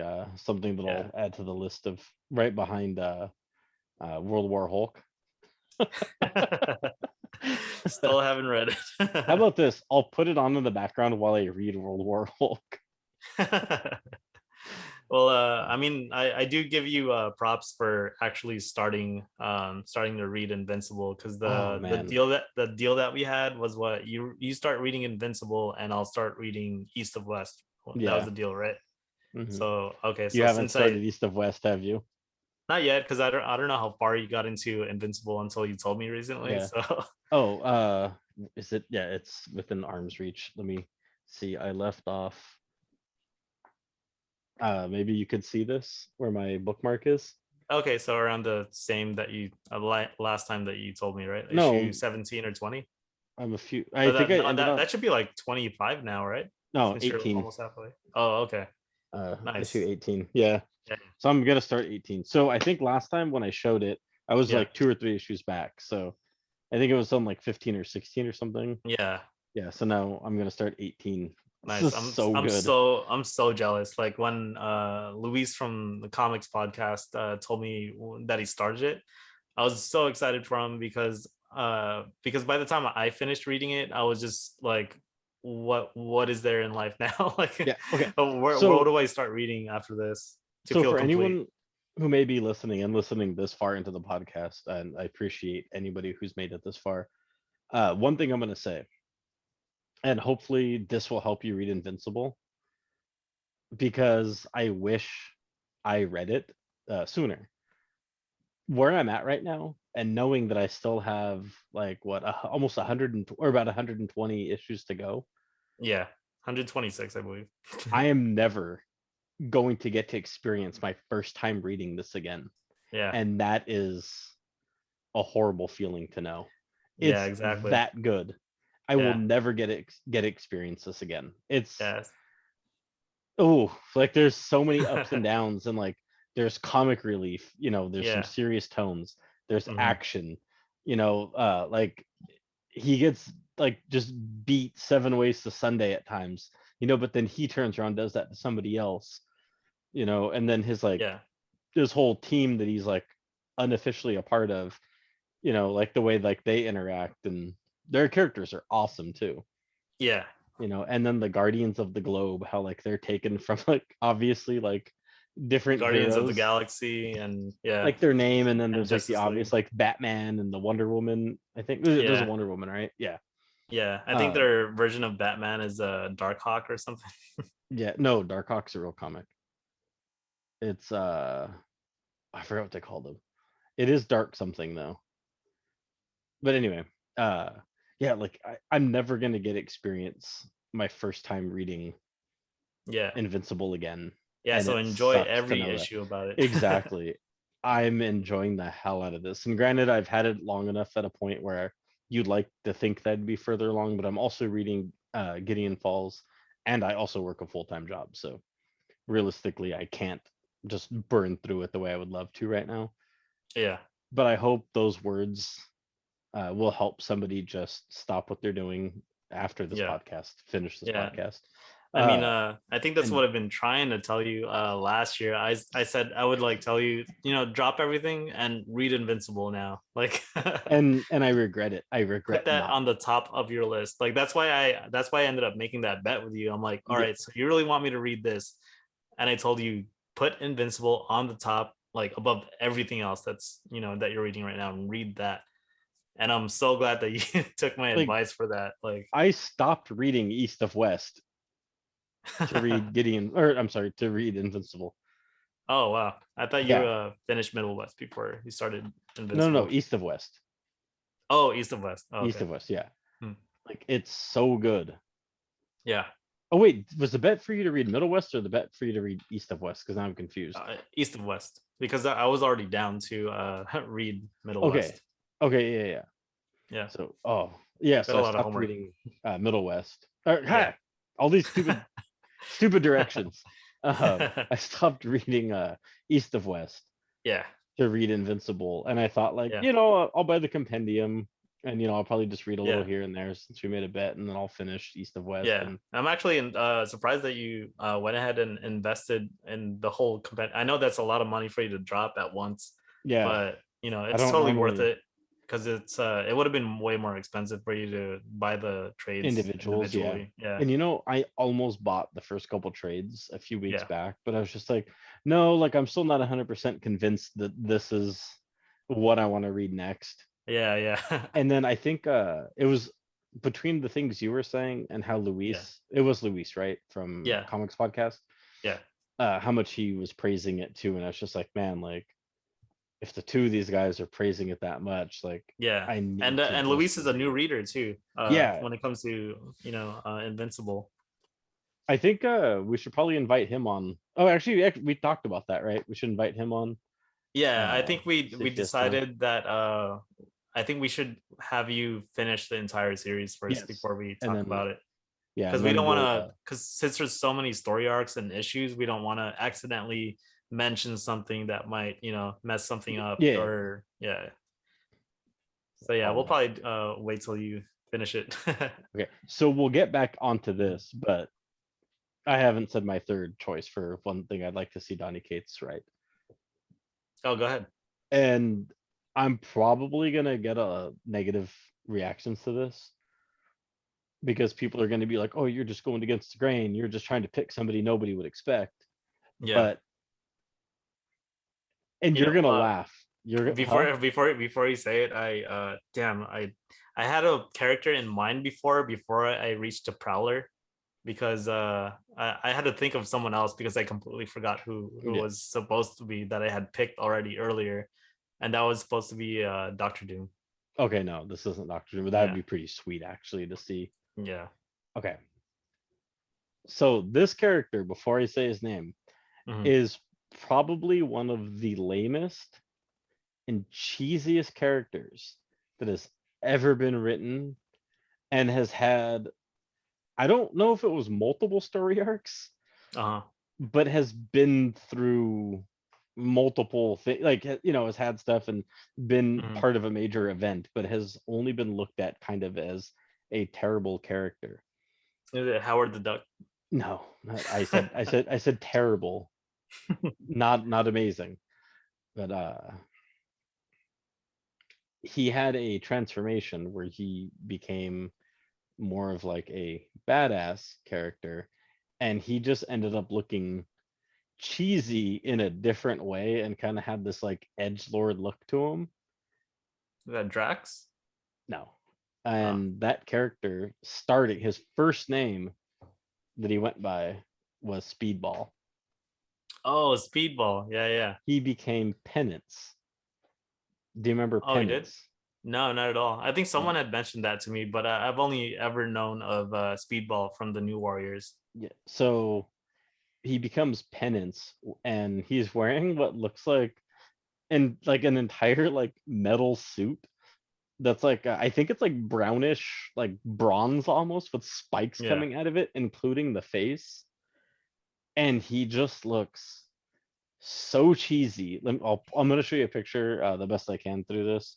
Anyone listening right now might be a good chance to just Google an image. Okay, so okay, I'm sorry. So he's kind of that bronzish and also like normal like metal looking color, and he has spikes on his face. And so I kind of mis explained him sort of, but you'll see what I mean. How cheesy he is. Can you see that? Sorry. Barely, but yeah, I I'm definitely not too big of a fan of the costume. so like down right here and right here, there's spikes that come down, and Yeah, then a huge metal plate chest piece, and then he's wearing yeah, some like brownish bronze sort yeah, of like I don't know. He looks cheesy, like super edgelord, but that's Speedball. wow, Yeah, and that's who he becomes. And I think if there's anybody who can write sort of like a hey, I'm just trying to be a superhero and this is all I know, and kind of learns the way of being like a real superhero, yeah, and then becomes Penance and gives like a good backstory and kind of explains the suit but changes it up a bit so it's not this cheesy. I think Donny Cates can do it. I think he can kind of create a new persona for this character yeah.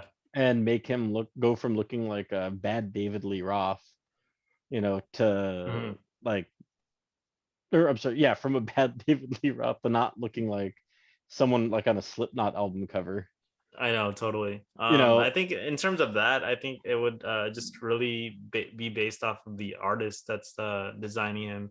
Unless Donny Cates has a part in designing the character, but he's more in on the lines of like really fleshing the character out with his writing. yeah, but I think with his writing and his like his direction, any good artist will know not to draw him looking like this guy. And I'm sure there'll be plenty of conversations beforehand.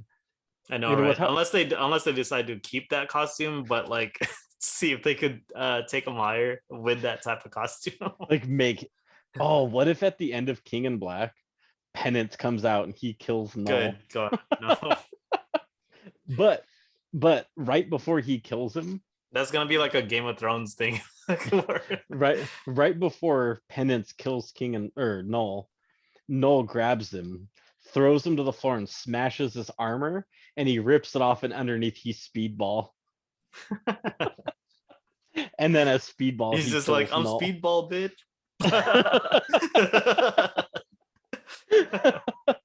Oh man, let's hope this doesn't happen. It's funny to talk about, but it would be very Yeah. sad to see happen. Oh man. After all that writing. Yeah, I know, right? After like this huge buildup, just Speedball comes out of nowhere and just dominates like the strongest being in existence. Like the guy who is like destroyed and controls Celestials and you Yeah. know, like just wrecks Sentry with zero effort, just gets taken out by Speedball. That'd be funny. And then like it ties back because you know how Donny Cates writes and like Of ties course. into things happening. Yeah. That would be hilarious if that actually happens and Null wakes up like and he's still trapped in the in the planet. He still hasn't escaped. Or when the issue, God, which one was it? Im- I think it was one of the Venom ones actually. Okay, I think they touch on this a couple times throughout the Venom and King in Black. Uh-huh. Where one it fully shows the story, and once it kind of treats it like a flashback. Well, they're both flashbacks, but one it or touches like a quick like blip, I guess, where he's like weak, like Noel's like weak, and he's nobody, and he's forging the Necro Sword. Yeah. You know what I'm talking about? Where he Yeah. like creates the fire. It's kind of like origin story. Yeah. What if he like wakes up there? So like he's not like no like so all that was just like these like dreams of like greatness for him, but he really Yeah. woke up and he's nothing. Yeah. I'd be so mad. That'd be Like hilarious. I would just get all my Donny Kate stuff and just I wouldn't throw it away. I would just put it in Yeah. like a box and like lock it up somewhere and just like never touch this again. Yeah. Like I'm so disappointed. Like I'd rather just read Namer over and over than this. Yeah. Oh man. Speaking Great. of, That's a pretty interesting pick. yeah, I just think like not that I like Speedball or Penance, and not that I think it's like the greatest pick, Yeah. but I think if there's anyone who can take this like D-list character Yeah. and make him interesting and make you actually like kind of like breathe new life into this character that like never really got recognition because he was so terrible. Yeah. It's Donny Cates. Like Donny Cates is probably the man who can actually make him matter. Right. Right. You know, Awesome. I Awesome. I'm just trying to like go against my obvious choices. Like don't get me wrong, I'd love to see Donny Cates do an entire Spider-Man run.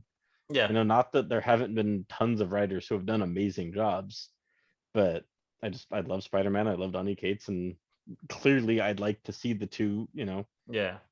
But like that stuff like that's just too obvious. So I wanted to kind of go against that. Go Yeah. against like Yeah. what That's why. people That's why I ended up choosing the Prowler for the last one. exactly like. That's a good pick. Mm. Definitely like the Uh, Prowler, like someone who was kind of forgotten with time, yeah. and was revived with the whole Miles Morales story, which is really cool. Yeah. But to kind of see the take that you're bringing, Yeah. like to see like that 90s Prowler would be actually something pretty awesome. That Yeah. if anybody can do that, it would be Kate's. Yeah. Or maybe I should write it Do it. Do it and and submit it to see. Marvel. I know, right? Do it. I dare you. No, I'm just kidding. I think they used to have not like, I think, writing competitions, or where you could like write something and turn it in, and they have a whole um competition for it, and they choose one, and one winner, gets to have their story done. I think that's what The happened black suit. with that's I think that's what happened with Donny Cates. He got lucky, or it was either Donny Cates or Jason Aaron that happened for them, where So they sorry, go on. picked his story and got so lucky, and then it ended up being so good that they signed him on. Nice. Yeah. That's amazing. I wouldn't be surprised I if don't that know was if they Kate's. I don't know if they have that. I don't think they have that anymore from what they said in the interview. Yeah. So the Spider-Man black suit from Secret Wars, Yeah. supposedly, there's a whole story you could look up if you've never Mhm. read it. That was actually a fan created idea. That there's Oh a guy wow. who like I don't know if it was like a documentary or Yeah. if it was just like a story he wrote or something, but And there's someone who I wonder if he gets royalties for he that. doesn't because Ah. he was supposedly okay. This is what from what I understand.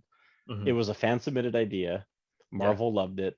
They brought him in to work on the idea, and there Mhm. was just disagreements on like the ideas they wanted. What's it, like Yeah. creative differences, Yeah. and they parted ways. But Oh a wow. few years later, Yeah. they ended up using it, and Oh wow. I'm assuming somehow Mhm. they They were were able able to to get get away away with with it. it without Yeah. paying royalties. Yeah. I mean, at I that don't know point, how. if I came up with an idea, and like Marvel was trying to tell me something that I didn't completely agree with, I would have been like, "Oh, so you want to take it that way? Yeah, sure, go ahead." Like, as long as I Yeah, still get to be in Marvel, I'll I work on other things. yeah, exactly. Like I'll make the compromise that I'll let you take my idea this direction, but let me write something Yeah, else. as long as they still You get know, royalties for it, or get some kind of credit, let me do the next it'd be great. speedball arc. Or the next Namor. The next name. Let me rewrite Namor and it be not as terrible. Yeah, that's who Donny Cates should write about. No, he Namor. shouldn't. I feel like as an amateur writer, I could do a better job with Namor. Like it's so bad. Like, I mean, that's just a mini oh series man. anyway, so we'll disregard it. Did did you see the text I sent you the other day about 'cause I don't remember if you responded to it. I said something about like the Namor like King in Black trade paperback coming out. Did I send that Uh, to you, or did I? I may have forgotten actually. I think you may have forgotten. I remember Oh, you mentioned something about another character, and I said something like, "Oh, like at least it's not Namor or yeah. something." Or Well, I was looking through this week's previews or this month's previews, yeah, and it has all the different tie-ins, like a Thunderbolts trade paperback, like yeah. the Symbiote Spider-Man trade paperback. And I flipped the page and it's all Namor trade paperback, and I was like, no way, like he's getting his Oh, own they gotta trade have it in paperback. there. Yeah. So I I'm took a picture of it and I meant to. yeah, I guess I didn't send it to you, but I was just like, I know yeah. what I'm buying this June or whatever. Yeah, already yeah, I did see that, and I'm like, I'm just gonna wait for an omnibus edition for all this. Like, I'm And then just pretty damn rip sure. out the Namor stuff.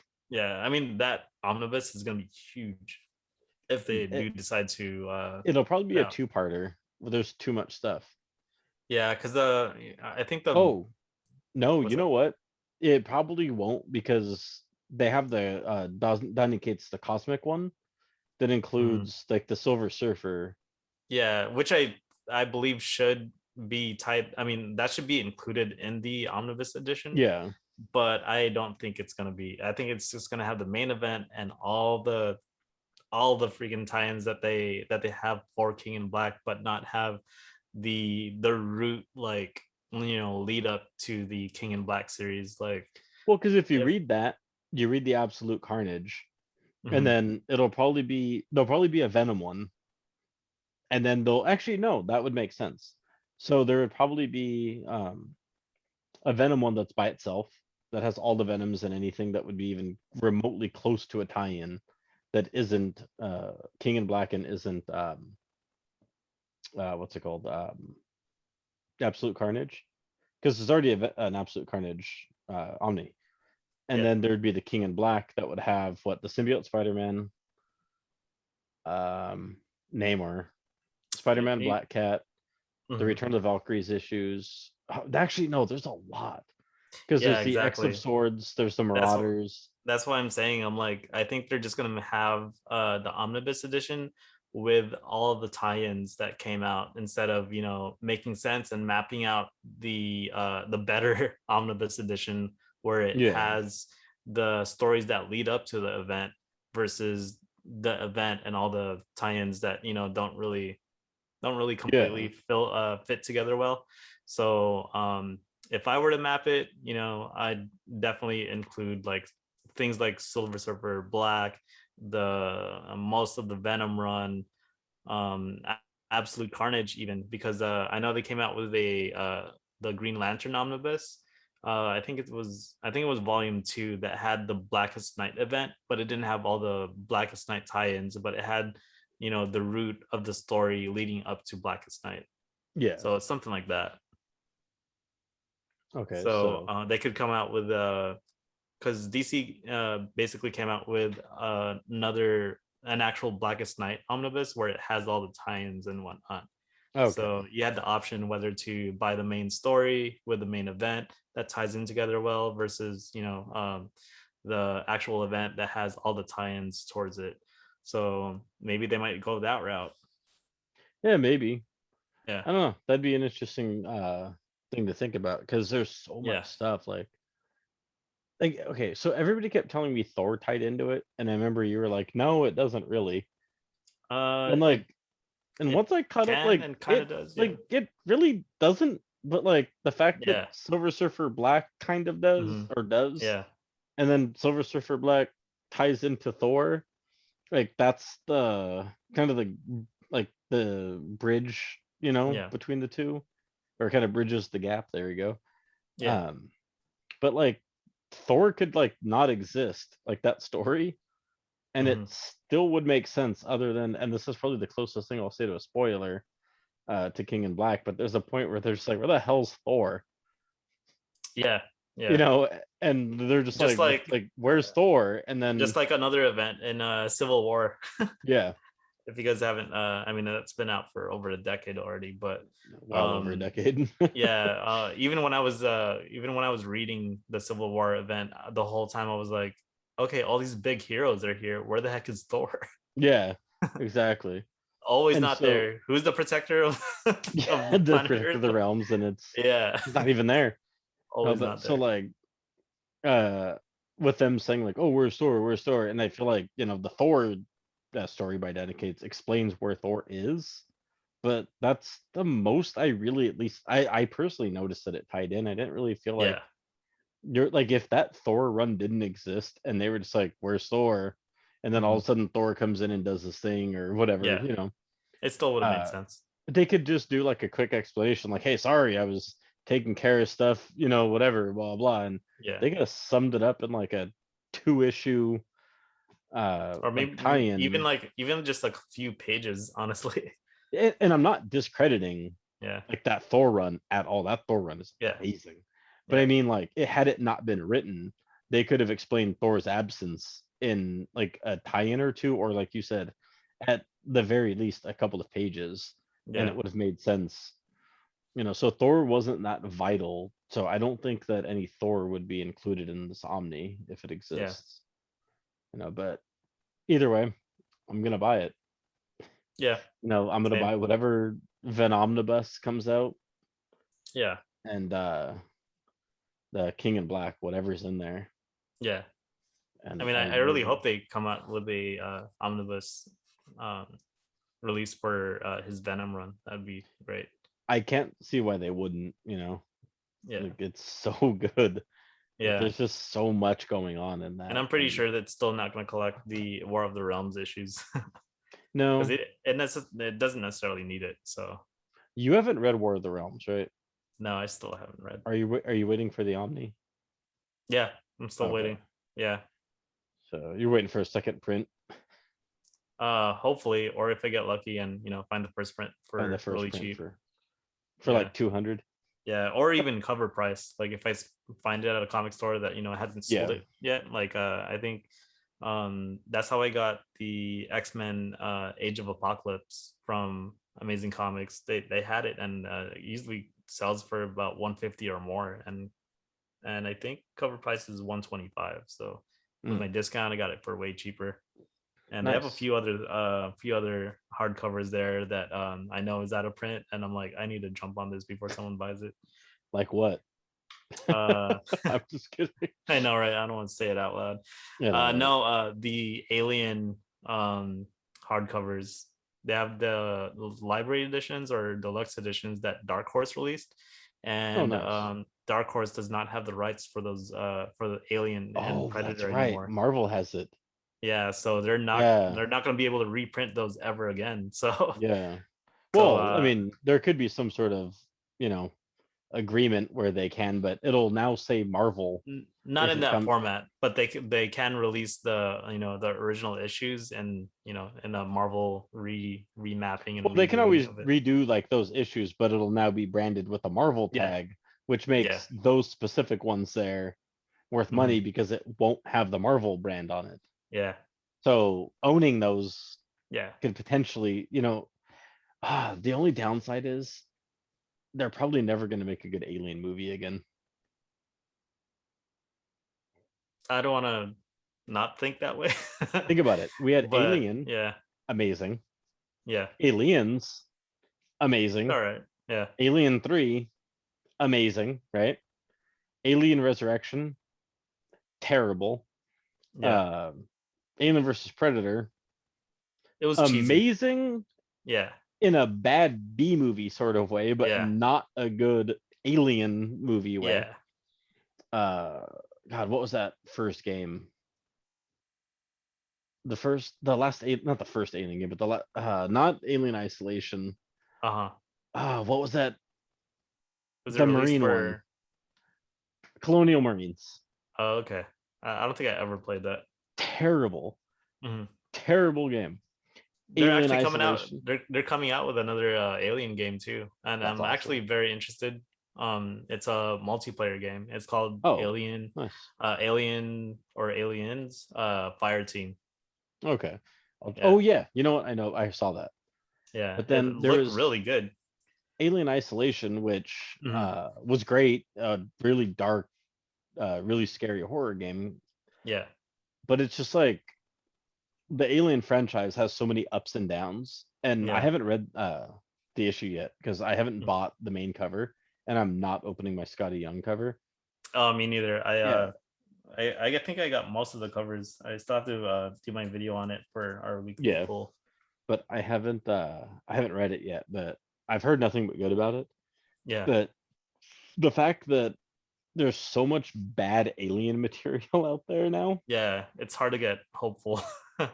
Yeah, and so I feel like there'll never be another good Alien movie that will like hit and just make everybody lose their mind.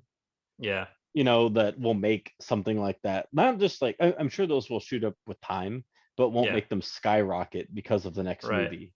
Yeah. That they won't go from $100 to $500. Like, Well, what you did know, you think about the Prometheus movies and the one after that? those I never saw actually. Oh wow. Were they good? Because these were prequels, right? Yeah. Obviously they're not the best, but I personally enjoyed them. I did like the references. I definitely like the tone of how eerie and like a little more horror-esque to how it was like with the original. Like with the first Um Alien. yeah. I definitely Because it like that started part. as a horror movie and it just became an action movie. Yeah, like a space horror, like Yeah. Dead Space or something. But again, the first Dead Space was a horror game and it became an Yeah. action game. Yeah, I was And like, what? that's where it started to ruin things. And Yeah. that's where Alien 3 was a pretty good action movie, Hmm. but it was the first of its kind. Because I think the second one was kind of teetering in between the two. Yeah. Um, but the third one was like a full on like action movie. It was great, so Yeah. good, but Hmm. it didn't need to keep doing that. Like it should have just ended. Yeah.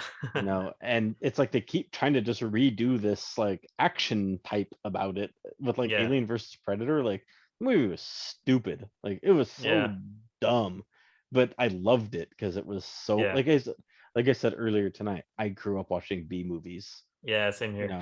know, like everybody will talk about like, oh, Plan 9 from outer space. I love B movies. No, you want to see a real B movie? Watch Astro Zombie. To this day, I don't think I've ever finished it. It is so bad. It is one Yeah. of the hardest movies I've ever tried to watch, like an old like horror movie. Yeah. My brother and I had it years ago. Like Hmm. it's been well over 20 years since the first. Keep in mind, this was like a 70s movie, I think. Oh, We okay. got it in the 90s. Yeah. I don't think either of us have actually finished it. Oh, wow. Like it's that bad and it's Yeah. that hard to watch.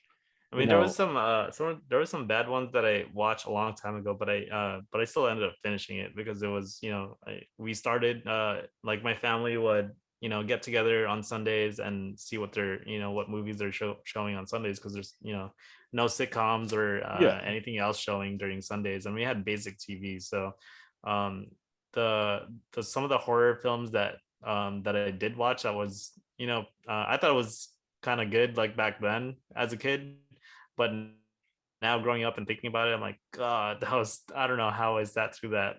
And three of them that I can remember is Piranha, I don't think um, I ever saw Piranha. Arachnophobia. With John Goodman. Yeah.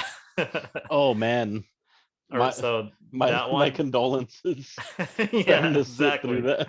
Yeah. And the third Wasn't he one like? was Oh, sorry, wasn't what's he that? like an exterminator in that movie? I really can't remember because I only watched it once. Oh, it was And so bad. yeah, and the third one was Killer Bees. I don't think I saw Killer Bees. Yeah. Like So I people saw talk. some pretty bad ones. Sorry, I'm moving again because I'm trying to get something. Uh, a lot of people talk about like really bad like B movies and cheesy movies, and they talk about like like Sharknado and this and that. And I'm Yeah. like, those movies don't hold a candle to some of these B movies that we watched in Yeah. like the 80s and 90s. Yeah.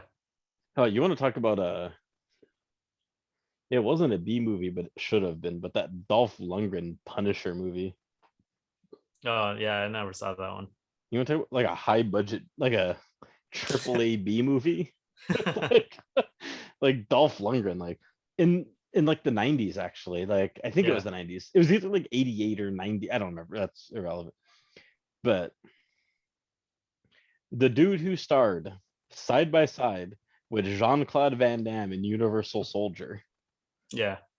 I don't remember which came out first, to be honest with you, but I think it was Universal Soldier. You Yeah. remember how big that movie was back then? Oh Because yeah. it was a It was Van Damme awesome. movie. Van Yeah. Damme could have done a movie about being an undercover kindergarten teacher. Yeah. Wait, no, I'm just kidding. You get my point. It's like the guy Yeah. could have done anything, and it would have been like Yeah. the biggest movie. Sold. Like Yeah. people loved Jean-Claude Van Damme back then. So to Yeah. be like side by side with like this guy, like Dolph Lundgren, like you're automatically put on this like high expectation list. Yeah. So like you get the role of Punisher, and you just like flub that movie with someone like, and I'm not saying Dolph Lundgren's a great actor. He is not, Yeah. but neither was Van Damme. Yeah. Van Damme is a terrible actor. I mean, did you You see know, him in Street Fighter? yes, he is a terrible actor. But, don't think I don't love Van Damme. Like I've watched Oh yeah. Double Impact like a Yeah. hundred times. Bloodsport. Yeah. Yeah, I'm not even got to Bloodsport yet. I mean, I've Oh watched it, man. but I mean in my list. But Yeah. like Yeah. I've watched Double Impact at least 100 times. This year. No, I'm just kidding. Yeah. But no, I've watched that movie so many times. Like Kickboxer, it was Yeah. Kickboxer, yeah. Bloodsport, Hmm. and so kind of what I was saying now with like you get my point of obviously how big he is. Yeah. And then for like Dolph to be put up with there and then like get such a big role like a Marvel film like The Punisher, and it just be like just a bad B movie. Like how did they do that? Like how did they like screw that up? Probably the Like, writing. but it kind of goes back to what we were saying, like with people like these cartoons just trying to sell toys. Like Yeah. nobody really knew what the Punisher was, who Yeah. was like part of that creative team. Yeah. It's Who it's made kind of that like movie. just taking a skin of like someone popular and then just throwing it with a Any storyline action that just movie. doesn't make sense. Yeah. Yeah. Like just write an action movie and just call that dude the Punisher. Yeah, it'll sell. Yeah, and it didn't. Yeah. Yeah. Yeah, man. Was it Sidekicks? That was it Van Damme who was in Sidekicks? Sidekicks I've never seen either. Or was that Chuck Norris? With oh man, I feel bad for saying this, but I think the kid killed himself. Jonathan Brandis, I think his name was. Hmm. Was it? I'm gonna look this up because this is gonna bother me. Because if it wasn't Van Damme, I'm thinking something. I think that was Chuck Norris. And this was a movie called Sidekicks. Yeah. Yeah. Hold on. Is that like a superhero movie or? No, I'm just going off on a tangent about just bad '90s movies now. Hey, we Great. said everything else. It was Chuck Norris and Jonathan Brandis. Yeah, It was terrible, but it was yeah. great. It just goes back into the whole thing of just they just made movies just to make movies back then. Like I hear people complaining now about I like, mean, man, they're just doing remakes and like there's no movies with right, good stories now. And just like, have you seen some of those movies from the '90s? Like, do you remember some of these things they released? right. I Like think how one of them bad? was that was a B-list movie, but I actually enjoyed it of how much or how cheesy it was. And that's shoot, I'm like drawing a blank on the movie now, but it's the one with Kurt Russell and was it like Escape from LA? no big A Big uh Trouble in Little China. Big Trouble in Little China? Oh, Yeah. that's a cult classic right there. Yeah, exactly. Like it's so cheesy, it's so like wacky, but it's to me it's done so well. Oh, I love Big Trouble in Little China. Oh Okay, yeah, yeah. one movie I love from back then was oh my god, now I'm drawing a blank like you did. It Who's in was it? Who's in it? the Last Dragon The Last Dragon. with Bruce Leroy Oh yeah, and yeah. the guy whose name was Show Nuff, and he's like, Yeah. "Kiss my Converse." You remember that movie, right? Like Yeah, that that was movie was good. so good. Like, Yeah. and then a spoiler for anyone who hasn't seen that movie that came out in 1988. I think it's shown enough shoots him, and you see him like turn, and he like falls, and he lands like on like a like oil drum or something. Yeah. And his girlfriend, whatever, like the love interest in the movie, like thinks he gets shot in the face, and she's like, like whatever. And he gets up and he turns around, smiles, and he caught the bullet in his teeth. Yeah. Like it's so bad. Oh god, I love that stuff. Like it's so good. Yeah. Yeah, because So it doesn't like movies like that. I feel like it did it knowing that it's doing that and not yes, like it trying was so campy. hard. It was Yeah, campy. It yeah, knew it was kind of making a mockery of this stuff and the yeah, cheesiness that you found in these films, but yeah, it did it in a fun, like really good way, yeah. But then there's the flip side where there's the movies like that movie Sidekicks that was just bad, you Hmm. know. It just wasn't good, or like Over the Top Yeah. with Sylvester Stallone. I don't know if you ever saw that. Over the Oh yeah, I did the arm wrestling movie. Yes, it was a movie Yeah, about I actually truck love that movie. drivers Yeah, and a movie about a child custody battle and yeah. arm wrestling. Yeah. Like what? Oh man, and the music's so good and the it's so catchy. I remember many years back. This was probably in like the early 2000s. I was at Best Buy, and I had money burning a hole in my pocket. Like I had just got paid, and I'm Yeah, building this like huge DVD movie live. collection that Oh yeah, would like I'd look my room looked like a freaking blockbuster. Like I just owned nice. tons of movies, Yeah, and I was looking for something to buy, and I was just like, this is when so back then, obviously, I'm sure you remember DVDs just had the movie on it, and like that was it. And then they yeah. started doing like director's cuts and started like, oh, like Special theatrical features and release, stuff. Yeah, with like uncut. director's cut. Yeah. Yeah. And then they started doing like theatrical release, like combos, like Hmm. Sylvester Stallone combo had like three movies, and like, and Yeah, there were never good versions, but yeah. there was Sylvester Stallone's Over Uh the huh. Top, and I Yeah. think the other movie on it was Cobra, which to Nice. this day I've never seen, Yeah. but it was like the cheesiest looking thing I've ever seen. And I never bought it for some weird reason. And I hate Oh myself to man, this day. And that's some good shit. not that I couldn't just like watch those movies now. Yeah. But like I could have just been like, dude, like I own this. Like this is Yeah. mine.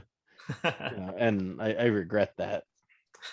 No, but it was like one of the cheesiest things I remember seeing. And Yeah, there's some because like I good 80s and 90s like kind of like underrated movies that came out back then. Like another one from like Harrison Ford is Fugitive, and what else? Steven Seagal's Under Siege. Under Siege. uh But you know yeah, what? That like back then, that was like AAA, like that was it blockbuster, was. Yeah. and we look at it now like it's a complete joke, Yeah. Like like I okay, remember. we look back and like we think of like the first Star Wars. It's like huge, groundbreaking movie, life-changing experience for Yeah. people. That movie was just some bad sci-fi movie that was coming out. You know that, right? Yeah. Hmm. Like it Like wasn't it like was so hard for them to push that movie to come out. Like yeah.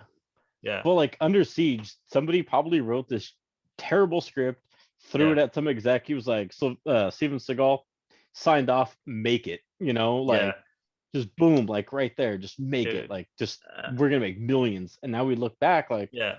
Star Wars, one of the greatest movies of all time. And I'm not talking like uh Empire Strikes Back and Return of the Jedi. I'm talking just Star Wars. Yeah. Uh previous or currently known as A New Hope, but at the time just Star Wars. Yeah. Movie like struggled to be made. Like, there's Yeah. tons of like behind the scenes stuff that, with Like George Lucas yeah. talking, like, Yeah. struggling to get that movie produced, or I'm Yeah. sorry, Not a lot of made. not a lot of studios were taking that idea up to make it into fruition as well. Yeah, nobody took it serious like the Yeah. way he did.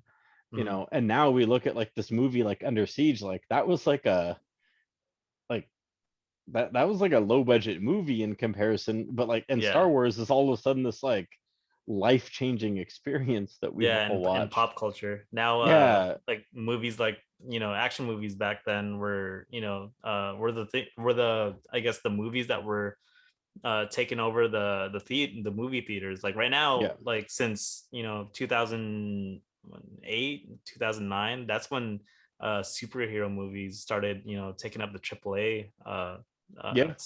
pedestal. But before that, like back in the 90s, we had so many action movies coming out that were AAA. It was nothing but action movies. Like And you most had of them like weren't good.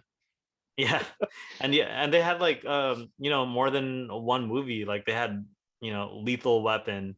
They Okay, had I was gonna say the first like two, maybe yeah. three were good of some like the first two Oh yeah, Lethal Weapons. yeah, Oh, I can watch those I can watch those daily. yeah, You yeah, know, the first yeah, two Lethal Weapons were great, and I yeah, think they did a fourth one like many years later. yeah. Which I Um, still haven't watched. I I think. don't think I've ever seen it, and so I'm not Yeah, saying it's bad, but it's like mhm, that was cool, like that worked. yeah. But then there's like how many like Death Wish movies are there? Like 72 Oh, Death Wish. with I haven't even Charles watched any of. Bronson. I haven't watched any of it. I think that started way before the 90s, but you get my point. Like Yeah, there's just like you were saying, like there's some of these movies that like they just kept going and yeah. it's just like or they I think like some movies one. spawned other ideas. Yeah. Like there's like 46 Jackie Chan movies that came out Oh yeah, in like yeah, 96 alone. yeah. But almost majority of all his movies were great. Yeah. Yeah, But you get what I'm saying. yeah, There were select things that were yeah. good back then. Hmm.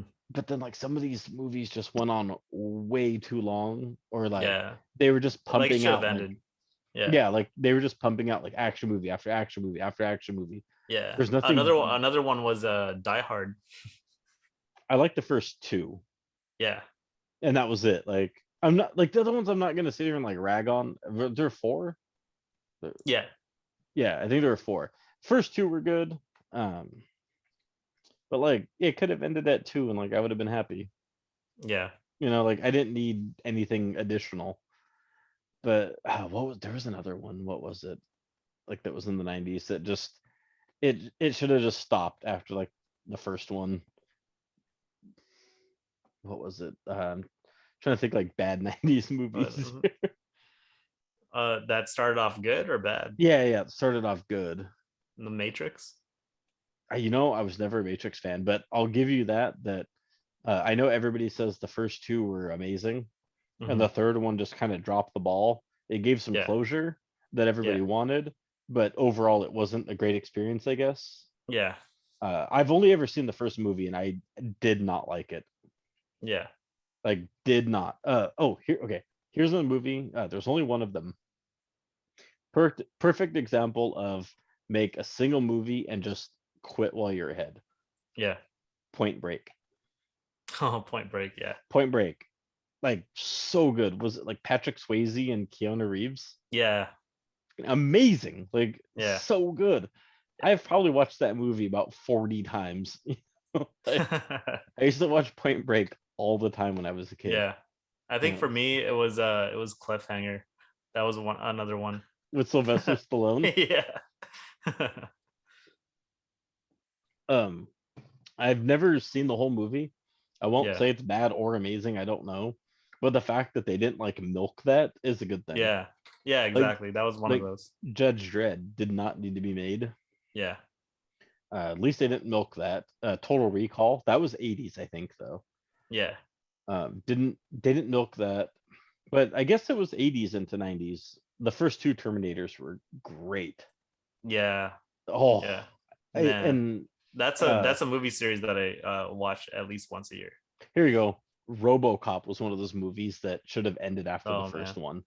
Yeah. Like I can see RoboCop that. 2 has its moments, Yeah. but it didn't really need to be Wasn't made. as yeah, I still gotta get the comic book series of that. 'Cause Yeah. I think it was maybe Frank Miller that wrote the RoboCop story, and they only had a trade paperback version of that aside from the single issues. If I But find it, I'm yeah, just gonna walk up and be like, I'd buy that for $1. I know, right? I wonder how Uh, many like fans that the comic book stores had and just saying that. yeah, Are like you gonna I'd buy buy it that or for $1. are you gonna buy it? And then you buy it for $20 Get out because of my store. nostalgia. Yeah. No, but like, okay, so the first RoboCop, awesome, solid movie. Second one really didn't need to be made. It No, really definitely not. like it did not. Not Third even the one, reimagining. Like I don't know yeah, if you ever saw nope. the The one yeah. like 10 years ago or something. No. Yeah. I ended up seeing it and I'm like, okay, no. Eh. The third movie definitely did not need to be made. The third RoboCop was so bad, Yeah. so bad. And not to jump off from action movies, one of my favorite movies as a child, or I wouldn't even say child, like early adolescence, I guess, like maybe like 10 when the first one came out. Yeah. It was a trilogy made into a cartoon at some point. Is now and I think 2 days ago had its first on Disney Plus first episode come out. I haven't watched it yet. Was it Mighty Ducks? Yes, there's a TV series now, I saw that and I'm like, wait a second. and it's Coach Bombay. It's No Emilio way. Estevez as Coach Bombay. You know what I'm hoping? Because I definitely heard someone mention that a while back, and I'm like, oh my god, they're gonna either make it or break it. So and I remember Cobra Kai coming out and how good that was. Yeah, I'm hoping, like, I'm really hoping that the creative team is just as good as the people that did Cobra Kai, because yeah. the way they did Cobra Kai, if you haven't I seen it haven't yet, seen it yet. okay, I'll I've been make sure I won't lagging. I spoil don't know why. anything. But it takes off a certain amount of time after the original movies, and it brings in the original actors and how kind of like their take of how they would be from from the character from back then Yeah, yeah. to now, and also introducing new characters that you actually care about, and not focusing just on the original characters, but having a mix between the Like two. it's not And about like Billy Zabka and Ralph Macchio's characters. Like yeah, they're the main characters, but it's not yeah, like 100% about them. Is that what yeah, you're because you get, yeah, exactly, because okay? the way Cobra Kai is written, you get invested with all the other characters Okay, cool. that are introduced, and they don't make it, it's cheesy, but it's not overly done where it's not trying so hard. Okay. And I hope that is how Mighty Ducks the new TV series will be. So some But background with me and the Mighty Ducks. the fact that you said Coach Bombay is going to be in it as Emilio And Estevez, it right? is, yeah, it's the original actor. Oh my god, It's I not need like to they watch it. recast. Yeah, and it's only one episode in right now. And I Oh expect it to man. be terrible in like Yeah, a yeah, nostalgia way. yeah. Like where I'm just gonna love it. Like, oh, this is bad, but I love it. Oh man, that's So like one of my top like childhood movies growing up okay, as well. exactly. Yeah. So some background, like Mhm. I always loved hockey as a kid. Like Me too. I used to bug my parents all the time, like, Oh, put me me in too, hockey. I man. want to play Yeah. hockey. And they're just like, no, it's It's too expensive. And I'm like, exactly I that's don't what my care. parents told me. I want to play hockey. I want to play hockey. And Yeah. I don't even know where the hell I would play hockey in Southern California. Oh, Like, I actually ended up actually playing. Me and my cousins had a goalie or a goalie net for like yeah. I think soccer, and we used that. And then around in the 90s, like Well, rollerblading yeah. was No, very we used to do it in the streets, of course. yeah, that's exactly where we But did I'm it, talking like like ice one of my hockey. birthdays, like my aunt Yeah, bought me like a hockey stick, like because yeah, I used to go and like play, and like I bought a yeah, like the goalie stick from a friend yeah, yeah, at like a yard sale they had, like stuff like that. Like I was a big hockey fan yeah. growing up, and I used to like watch the Kings play all the time. Oh So yeah, go yeah, Kings go. yeah. Always a fan, and I still have to go to a Kings game. oh, I saw them beat the hell out of the Ducks live, and I'll never forget Damn. that. So I'm gonna praise the Mighty Ducks movies, but I'm going to Yeah. hate on the Mighty Ducks team, who are Yeah. now the Anaheim Ducks. But anyway, Yeah. so as a kid, like I loved hockey, like a little like young kid. It was like the sport I latched onto. Like Yeah. I didn't care about football at the time, didn't care about baseball. Like I love football now. I watch basketball here and there. Yeah. Watch mainly just like the finals and or whatever it is called for baseball. Like I don't even Yeah. follow it. I just like watching stuff like that. But like pretty much hockey and football are all I follow now. But so growing up, like I always loved hockey. I was like, put me in hockey, like I want to play, blah blah. And like they said, I don't even know where you'd like play ice hockey. But apparently, like roller hockey was a thing. I didn't know that for the Yeah. longest time. I was a kid. I was like 5, Yeah. and to like 10. Like I didn't know this. And so the Mighty Ducks movies comes out, and I'm just like, Yeah. oh, like a movie about hockey. Like I want them like Yeah. kids. Like I want Yeah. to see this. And like Yeah. instantly loved it. Like fell in love Yeah. with this movie. I think it's because we had like, we related to them as they were Exactly. growing up. A Yeah. bunch of kids who aren't like rich, and Yeah. didn't like, have money in like Or District not even 5. that good. Yeah. Was it District 5? District Right? 5, yeah. The Yeah. PV team. Yeah. And so Yeah. I Should have loved named it. our channel that. Ah, is District it too 5. late? Is it too late to rename, guys?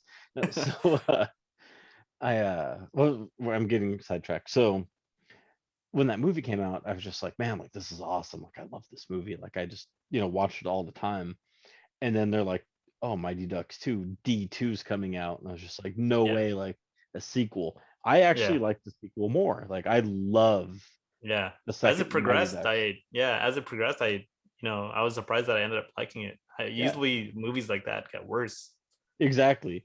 Yeah. And then Mighty Ducks 3 gets announced. Yeah. And I remember I was completely turned off by it. I don't know if it's because they were like in college and they weren't like kids anymore. And It's because Coach Bombay wasn't coaching anymore. I know, right?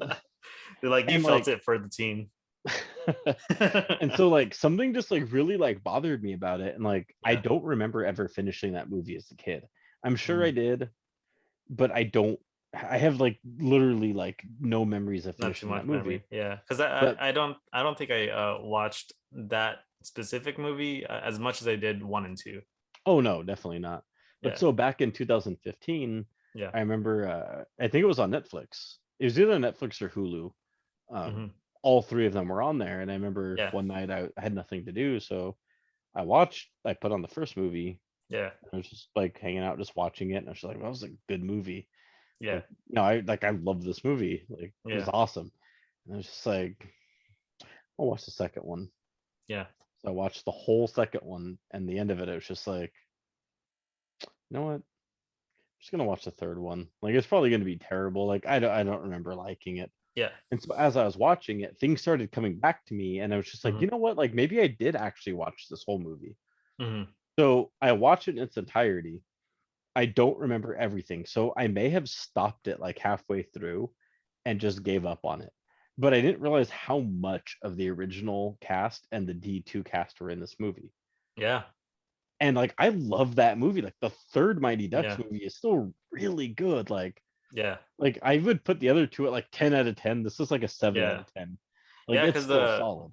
D3 like it dealt with a lot more serious like aspects, but still had Yeah, like the humor behind the pranking exactly. and stuff. They pretty much almost had the same formula, Yeah. but seeing these characters grow up as they were actually growing up themselves was a really cool take on seeing how they've changed as characters and as actors, like Yeah.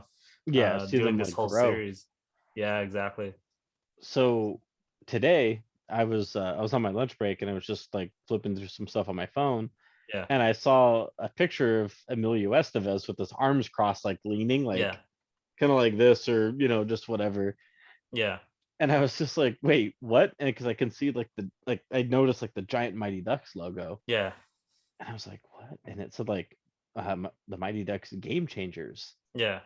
It's like, Dude, what is, they should have came up with a different title I instead. know. If that was me, I would have called it Mighty Ducks Triple D Triple D, or yeah, Triple Triple Deke, Deke. Yeah, Triple Triple Deke. Deke. That would have been dope. That would be awesome. Yeah. So I'm like, oh, what is this? So I start hitting Google and I'm looking, and it's like Yeah. it's a full-on TV series, and I started Yeah. looking into it. It's the original writer and Oh the guy who wow. created the original movie. I'm So, excited now. yeah, and so like at Yeah. first I thought like, okay, cool, like Coach Bombay's back, Yeah. Yeah.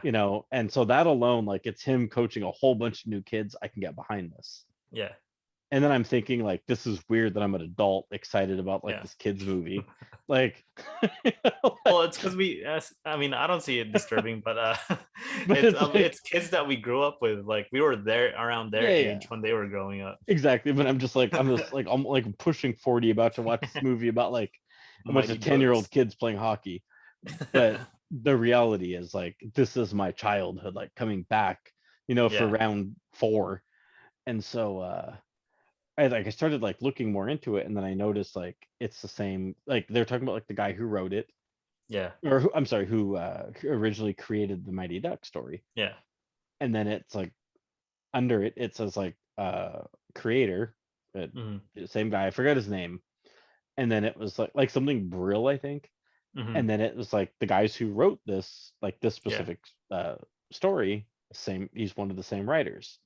Like no way, like this is like the guy who wrote the original like work. Like Hmm. this has to, at the very least, I imagine, be decent. Yeah.